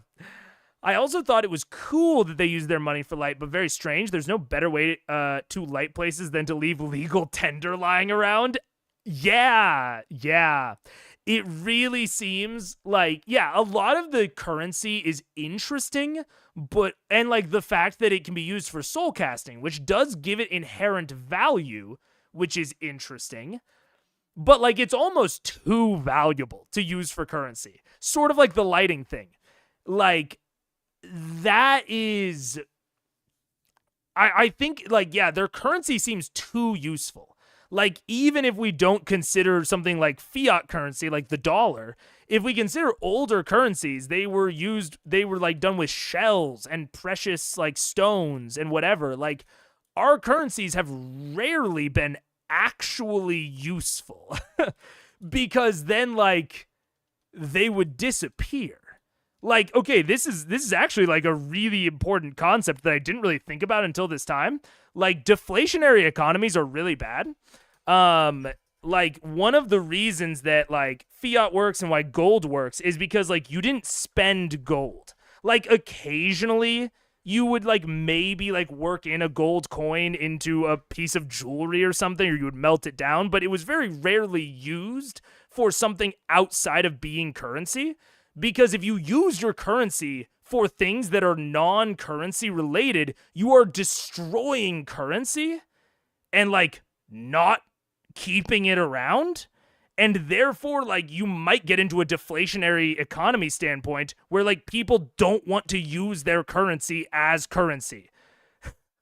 So, I mean, okay, again, fantasy economies don't have to make sense. Fantasy economies don't have to make sense at all. That's not what I'm saying. But this currency being so wildly useful is kind of weird. And like, I'm sure I'll just get used to it eventually. And like, I probably do just need to look up a chart, but it really threw me off. And I don't know how much I like it. We'll see. 10 emerald bromes for the 7 books, which like, yeah, like, man, I don't know. She paid 2 emerald and 3 sapphire. Right. How much is a sapphire? Is a sapphire brome 10 emerald bromes?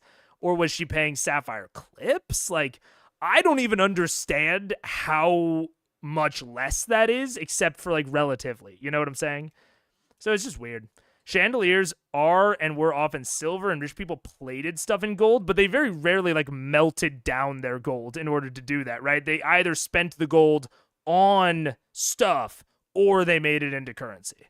Yeah, I looked it up too. She had 8, she needed 10, so she was cash poor and everything poor by the end. Yeah, which is fair, but but then she's like throwing around currency earlier in the segment. So it all felt kind of odd. People stealing silver and other silver everyday objects was a super common thing for centuries, and people didn't stop using silver utensils. Yeah, super rich people didn't. Like, you didn't have poor people out here using silver utensils, but people in this one do use diamond clips. So I think that's the issue. Like, if, yeah, like, super duper wealthy people lighting, like, and I do know what you're saying, like, in this world, like, it does seem like only rich people light their spaces with bromes and with the currency. But the currency in and of itself being useful is just an odd situation. Like, the actual like gold coins that you are trading back and forth with. Like, it would be one thing if you could like melt down all of your gems and like give them to a soul caster and then they would use that however. But like being able to literally use the bromes is weird from a currency standpoint. But anyways. Others use torches. Yeah, there are oil lanterns. But anyways, I'm not, there's a bit in the weeds, which I think I'm gonna be fine with the currency eventually. It's just because it's so tied into her story of like how much wealth she has, and I'm having trouble understanding the amount of wealth at the moment. But also, maybe I'm just dumb. It's a distinct possibility that I just don't get it and that it's not that huge of an issue. Okay. Oh yeah, fuck yeah, she's hot. Yasna's hot. Did you guys know she was hot? Oh man, that was my first note on 5 Heretic is let's go, Yasna's hot. And I have a whole rant about it. Look, like I'm down to describe characters, but like I don't even know what Kaladin looks like. Like barely. I barely know what Zeth looks like, the veteran. Like I know that Shallan has red hair and freckles because it's a plot point, which is like cool. Like and that's like the tone that was set is like we're not going to describe people a ton unless their aesthetic description is important. And Yasna totally broke that expectation. She's just hot because she's hot. Like I don't know. Like the only other people that I have are the Thayans. I already forgot their name. Because of their fucking eyebrows. The only part of the plot here is that she's hot. They've already established that pretty succinctly in Shallan's internal monologue without needing each individual piece of how hot she is described. Like, I actually had a big problem with that of like, okay, they described that she's hot. It's weird that she's hot. That makes sense. Like, Shallan was expecting her to be Uggo. And now Yasna's hot. That's cool. Totally down. But then going through and like detailing every part of her hotness needs to have a purpose. And it reminded me, I have this whole rant. There is a trap that writers, especially TV show writers, can get into when describing characters as funny or quippy. There's a show called The Marvelous Miss Maisel, which I love. I love Marvelous Mrs. Maisel. But it's actually significantly easier to break immersion or verisimilitude in that show based purely on the writing. Midge as a character is said to be incredibly funny. So funny that she makes people forget about misogyny for a second sometimes. So when there's a plot segment that is all about her being funny, but the jokes don't land, like there's a specific scene in the last season that I'm thinking of where like she gives this whole monologue and it literally makes like Gordon Ford like reconsider her. And I didn't think it was very funny. Like I thought it was one of her like really like weaker sets. And I'm like, that was the thing that made you reconsider. Like if the joke doesn't land, it breaks you directly out of immersion. Like suddenly the plot doesn't make sense because the joke was a dud, but everyone is treating it like it wasn't. Like the writers on that show essentially have to be funnier than Midge as a collective to keep the fourth wall up. This wraps back around to hotness with Yasna. If the individual features aren't plot relevant, then they really didn't need as much detail and time as they got. They could at least have been teased out over time, like Shallan's description was. This sort of feels like the male gaze in written form a little bit. Now, some of these descriptions might indeed be plot relevant, like the Alethi black hair, but I would again go back to Shallan's description as a way to tease that sort of thing out. Ideally, it's as part of a description of them reacting to something, like they tossed their black Alethi hair back in laughter, or, you know, that sort of thing. Or describing relevant physicality in their actions and tacking on feature descriptions with that. As she bent over the writing desk, her black Alethi hair fell to the sides, obscuring the glyph writings that she had been working on. Like, something like that is what I needed, because they just like spent like 2 paragraphs talking about how hot she is and every individual hotness factor. And like it just wasn't needed at all. This is a nitpick. Like Yasna's fine overall, but I did think it was like very telling that it was like, oh my god, it was so not needed, especially in a chapter that is already overwhelming us so much. Like when they described all those features, I was like, I have to remember all this because this is going to be relevant. And I don't think it will be. There was also a line about how Shallan observes that Yasna has bigger boobs than her, although fairly subtly phrased, which made my eyebrows titch. Miles better than Robert Jordan. Oh, well, yeah. Yeah. No one's folding their arms under their breasts in frustration like they are in Robert Jordan books. Um, but yeah, I mean, it's not that big a deal. But it is like a collective thing that can slow down the pace of a book and make an already super dense text that much harder to understand. Um, so yeah, that was all. um, oh yeah, I thought that the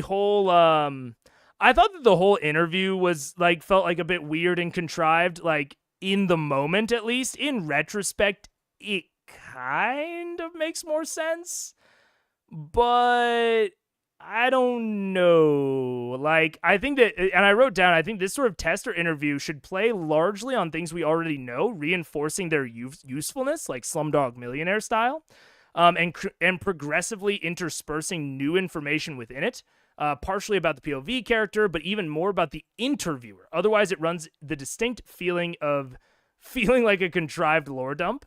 I also said that her naivete is just barely on this side of believable, but it's hard to balance the description of this witty banterer that was described on the ship back home with this girl that is seemingly confused by every word that comes out of Yasna's mouth. Now, I want to take these words back, actually. I actually disagree with Past Me, only because it was explained. I still don't think it worked in the moment. But from a lore perspective and like an actual like character perspective, they did explain this as basically a fear and a trouble with confrontation. So when she is not in a confrontation standpoint, which you could argue that the interview was, she is witty and confident and whatever. You can even see that back in like the bookseller's place. But the moment she gets into confrontation with Yasna, she like loses all of her confidence.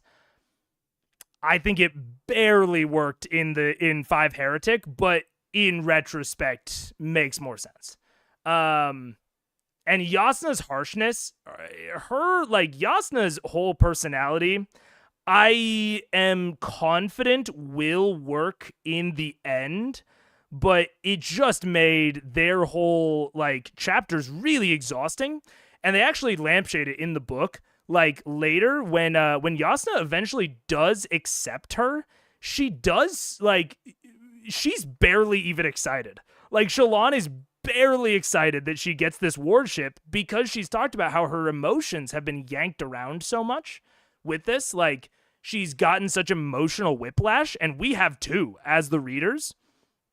But I think that it was a bit too much, frankly. Like, I think that her chapters just felt so exhausting, and I was just waiting to get back to Kaladin chapters.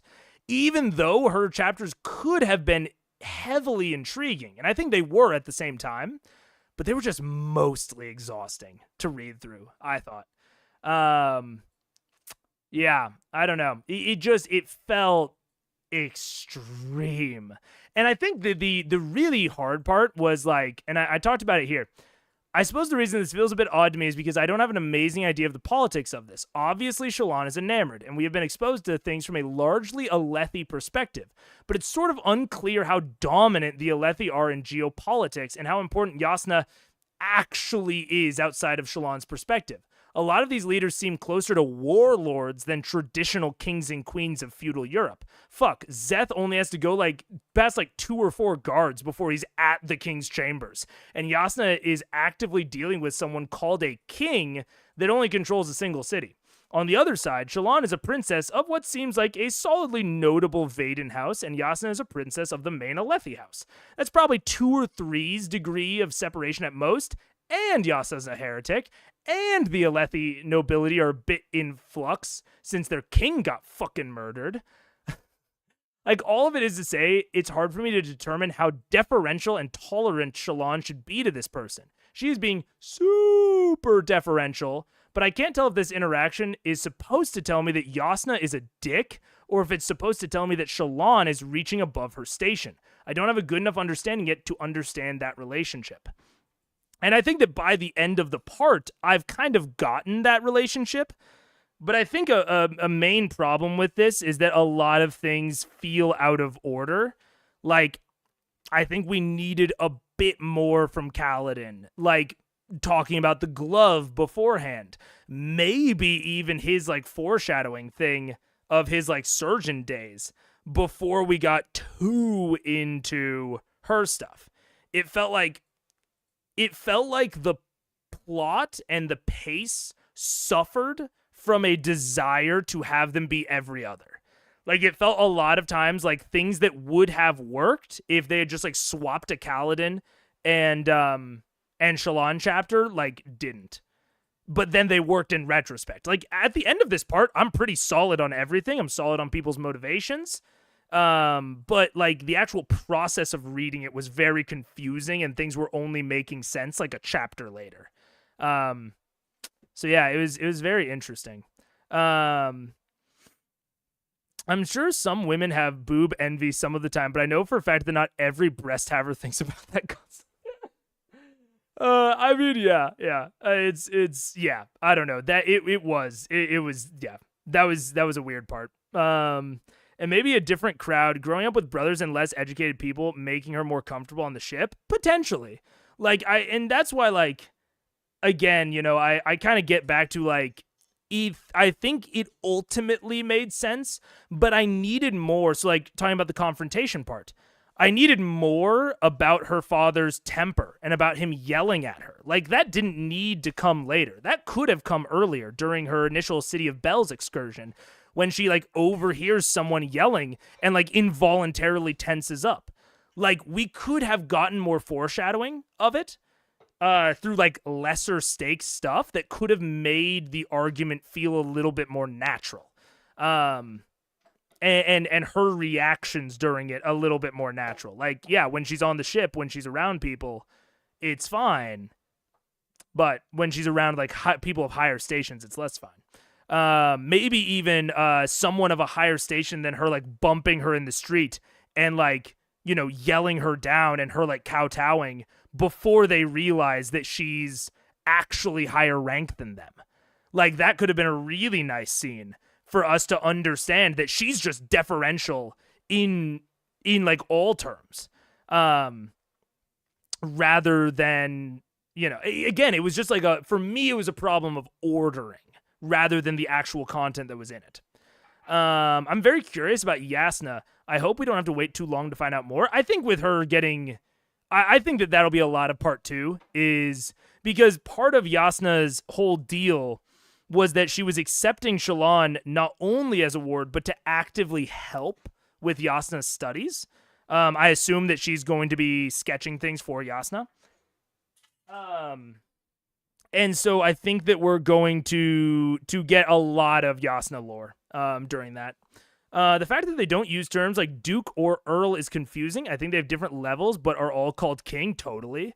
Like, and it also seems to depend on if they're independent or not. Like, you can have a king of a single city, you know, and like maybe they have like some outlying villages or whatever. Like, that's fine if they're totally independent. If they're not under a larger polity, that can work. But I don't have a good enough understanding of why Shallan is being so deferential to this person. Because I don't, I assume at this point that Alethi are strong, but I don't, all I know about, not Vaden, is that they are close to Alethi. So like, or to Aelith. So yeah, it's kind of weird. Kaladin versus Shallan reminds me a bit of how I first read The Two Towers. I skimmed through the politics chapters and wanted to get back to F and S and G, but later on rereads, I felt the opposite way. Yeah, I can definitely see that. I think that there could have been more to sort of handhold us through the politics chapters. And I think that that's been my main issue with the book so far, is I don't have an actual problem with the density necessarily, but like the ordering and like when they're reminding us of things. I got the impression that the City of Bells was a city-state, unlike most places, like being the king of Liechtenstein or something. Yeah, that's sort of what I got as well, but I don't know how many Alethi like subnobles there are. Like, I don't know if we're talking about like the Holy Roman Empire, if we're talking about France, if we're talking about Portugal. Like, I don't have a good concept for what Alethi is compared to Liechtenstein. You know what I'm saying? Or to what Aelith is. So yeah, I don't know. It was kind of weird. Yeah, this was really it. There's a line at 1320 that Yasna has unreasonable expectations. Does she? I honestly don't know. It's really hard to judge what is this character's own personal lensing here versus reality. Maybe Yasna is being reasonable and Shallan is just a country bumpkin. It's really hard to tell. And that does end up kind of being the case. It turns out that, like, Yasna is being a little unreasonable, but, like, mostly Shallan is an uneducated country bumpkin. So, yeah, and I literally say it, we're learning a bit more about the power dynamic here, but it's too late. The tones have already been established. I'm already confused. The discussion about her parents, step-parents, and Yasna's knowledge should have come earlier, in my opinion. Oh, I did like this a lot for Kaladin. There's a nice little line about the glove versus cuff stuff. Kaladin is not wide-eyed. He is not naive. It's harder to introduce segments of the world with him, especially cultural ones, but it's much more effective to reinforce them there. We already know about the safe hand business, and we know that the cuff is more proper, more aristocratic. Kaladin obviously notices the difference, but doesn't seem to, like, fundamentally get it. He just says, a glove always seemed more practical. Yeah, Kaladin. That's the point. Nobility don't need to be practical. The pores need to be practical. Like, yeah, that's it. So it's this really interesting look into Kaladin's psyche there. The country is Alethkar. Got it. Not Aelith, because it's Alethi, but it's Alethkar. Okay. There's another interesting part where Kaladin talks about his hatred of Gaz. He specifically says that it is not because Gaz let a hasty grudge, it is because Gaz let a hasty grudge risk a carrier on the mission. It's not that Kaladin doesn't have a temper. It's not even that Kaladin doesn't have a quick temper. It isn't that he's bitter.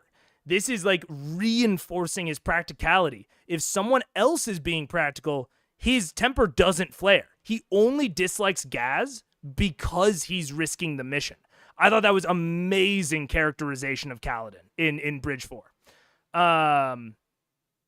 Yeah. Talking about trench warfare, which we've already talked about a little bit. Yeah, I talked more about, also, fucking, she killed her dad and possibly has a shard blade? She talked about something being 10 heartbeats away, which we know is how long it takes a shard blade to go. And, like, I don't remember if it was in here, but yeah, it like, she's talking about, like, the incident with her dad and, like, getting all flustered about it, and, like, I think she killed him. I don't know why, though. Or maybe someone else killed him and she killed the other person and now she has their shard blade?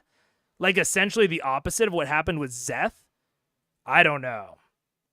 But she definitely has a shard blade, and she definitely was involved in how her dad died. Crazy.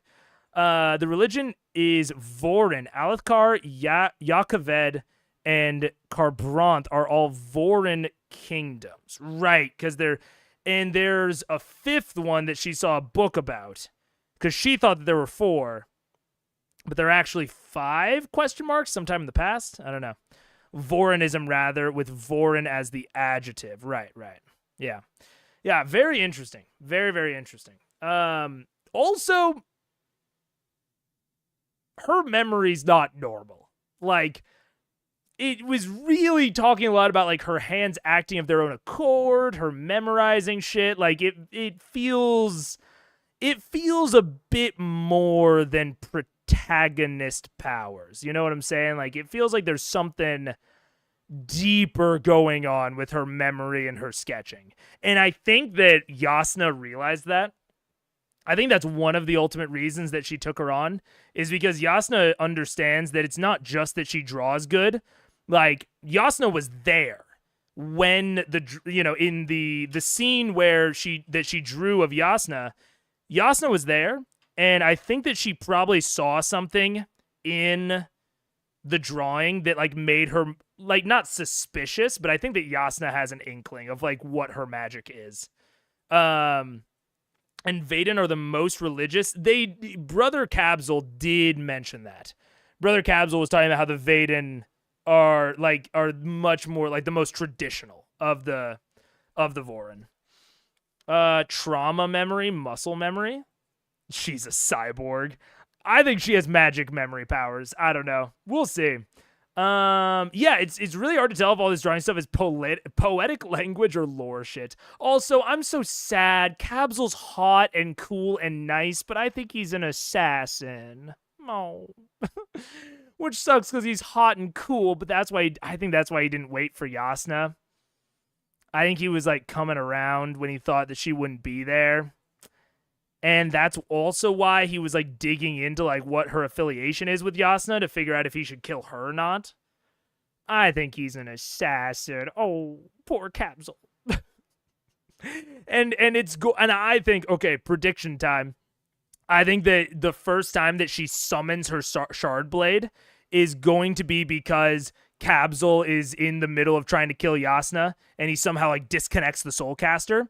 And I think that she will have an opportunity to take the soulcaster and run and let Kabzel kill Yasna. And then they would have like, you know, this weird standoff where she knows that he's an assassin and he knows that she's a thief, but neither of them tell on each other. Right? That could be the thing, but then she chooses instead of taking the soulcaster to kill Kabzel and save Yasna's life. That is what I am predicting. Yeah, that is my first official prediction for this. Other than the whole plot dynamic between her and Yasna, but I think that that's less of a prediction and more of like a theming, noticing. And memory is written with a capital letter? It is? Oh, yeah, she's got magic memory. She's got magic memory like we wouldn't believe. And there's a reason that, like, it can't, like, do the written word as well. Because she, like, memory is, like, a place or, like, a plane of existence. And so she, like, freezes, like, a moment in time or something into memory, like a god or something, and the memory like captures things, soul, stormlight, and it can't like do that with the written word, at least as well. Totally she's got magic. I've read a love story that started like this. yeah Oh man, my great aunt and great uncle, one of them was a priest and one of them was a nun, and they both left the church to get married because they were into each other. So I've read a real life story that started like this. If it doesn't turn out like you hope, I look forward to hearing your fan fiction. Hell yeah. Our girl has RAM. Yeah, she's got that random access memory. I didn't love Nearer to the Flame. Just in general, like, I thought it was interesting in, like, continuing her determination. And I don't think that the chapter would have been able to work without the whole, like, merchant scene. And I think that it's so hard, because I think that chapter actually did a lot in terms of characterizing Shallan. But there was so much that, like, felt, like, weird and, like, out of place. Like, talking, like, her just getting left in the middle of the street and, like, sitting down. And, like, it kind of foreshadowing, like, she was gonna get, like, mugged or accosted. But then she just doesn't. And, like, her talking about people, like, drunk, like, super early in the day. But then that doesn't come back up. Like, maybe it'll come back up. Like, maybe it's just like going towards like the city that never sleeps sort of vibe. Like, I don't know. It was just a very odd chapter thematically. Like, I didn't really get it outside of her character. Like, anytime they talked about anything outside of her character, I was like, why are we talking about this? And it was a little, I don't know. Yeah, like I think he did a good job. I don't know why it wasn't satisfying to me. I can tell you it wasn't, but like Yasna coming back in because the servants let her know that she was there and she's just in the one next to her, and she just comes in and like sees all the stuff. Like, it's really hard because I think it works. Like, I don't think it's bad, but something about it just felt fast. And I don't know how I would have elongated it. I don't know. And I'm not even necessarily sad that it was that fast. Like, I'm glad that we're kind of getting with it. But it just felt a little quick. Like, it felt like she came up with a plan, and the entirety of her coming up with the plan is enough to convince Yasna. Which, again, makes sense. Like, I don't even hate that as logic. Just something about it felt like relatively out of nowhere after Yasna's been so harsh. I don't know. I just couldn't really get into it. Damnation was great. Great. We've already talked a lot about this. The only thing, and I don't think that we really need to talk much more about the suicidal ideation. So I won't, just, to keep the stream as chill as I can. Because I think we talked about, like, I really liked the theming of it. And I think it was handled well, and I don't think there's much more to talk about there. But outside of that, in this chapter, he has like old Kaladin that like speaks to him or whatever, is like really interesting and is bringing back something that was already foreshadowed, where Zeth in the prologue couldn't understand why the Parshendi were starting the war. Like, he just didn't get it.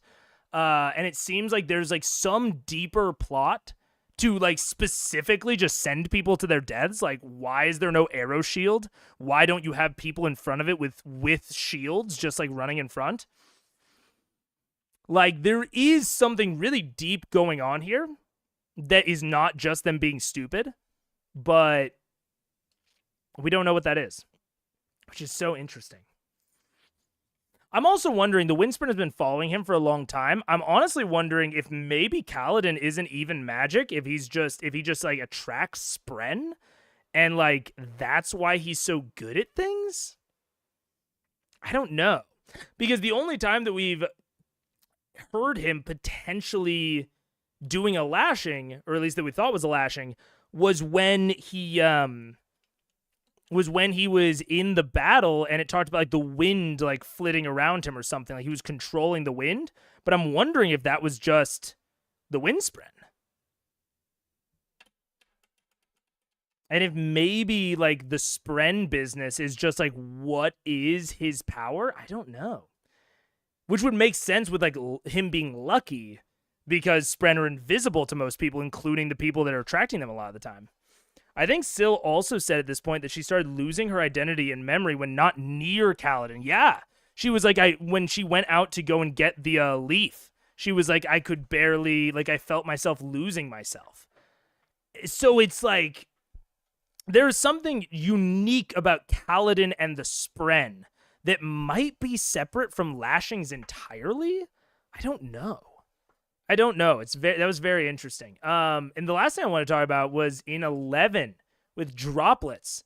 There's a very core concept here that I really thought was interesting and I really liked, that I've heard described as positive nihilism before. And the joking way I've heard it described is you combine two phrases, fuck it, we ball, and also ball is life. In order to get fuck it, we live. Like, positive nihilism is this idea that if like nothing matters, why not try? Like, if nothing matters, then your failure doesn't even matter, ultimately. Like, if you truly believe in like this nihilistic train of thought of nothing matters, I won't have any impact, then why not try? If everyone on the bridge crew is going to die anyway, then why not try to save them? If you fail, what was going to happen anyway is going to happen. So I thought that was, I don't know, that was something that really resonated with me.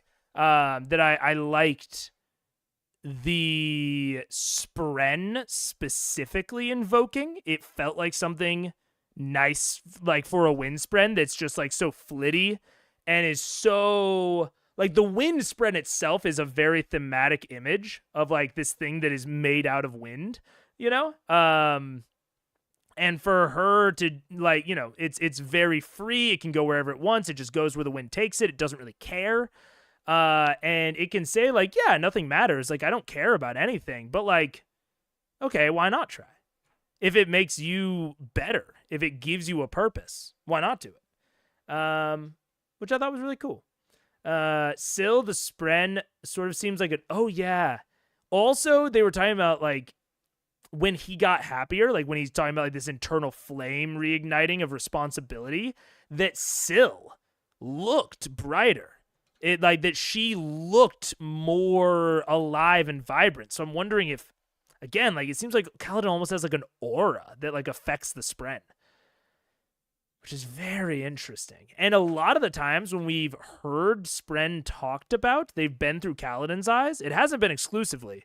The young boy in chapter 1 saw, I think, fear spren. But a lot of the times when we've been seeing other people's spren, it has been specifically through Kaladin's eyes. Other people normally only see their own spren. So kind of something interesting there. I got reincarnation vibes. Syl said she was already with him in the army. Yeah. So that's what I wonder if like he caught her in the army. Yeah, it also could be like his younger brother, like reincarnated into a spren.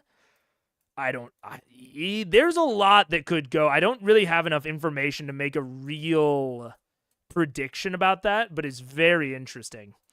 Yeah, optimistic nihilism, dude. There's a certain point in depression where you feel like you have nothing to lose, which can be kind of a superpower. Yeah, I mean, I think it can be.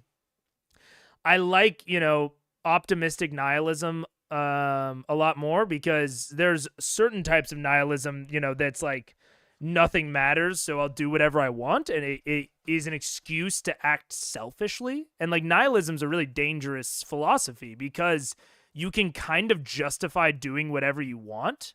But I like this particular way of picking him up, of agreeing with him, like meeting him where he's at, and then, you know, bringing him back.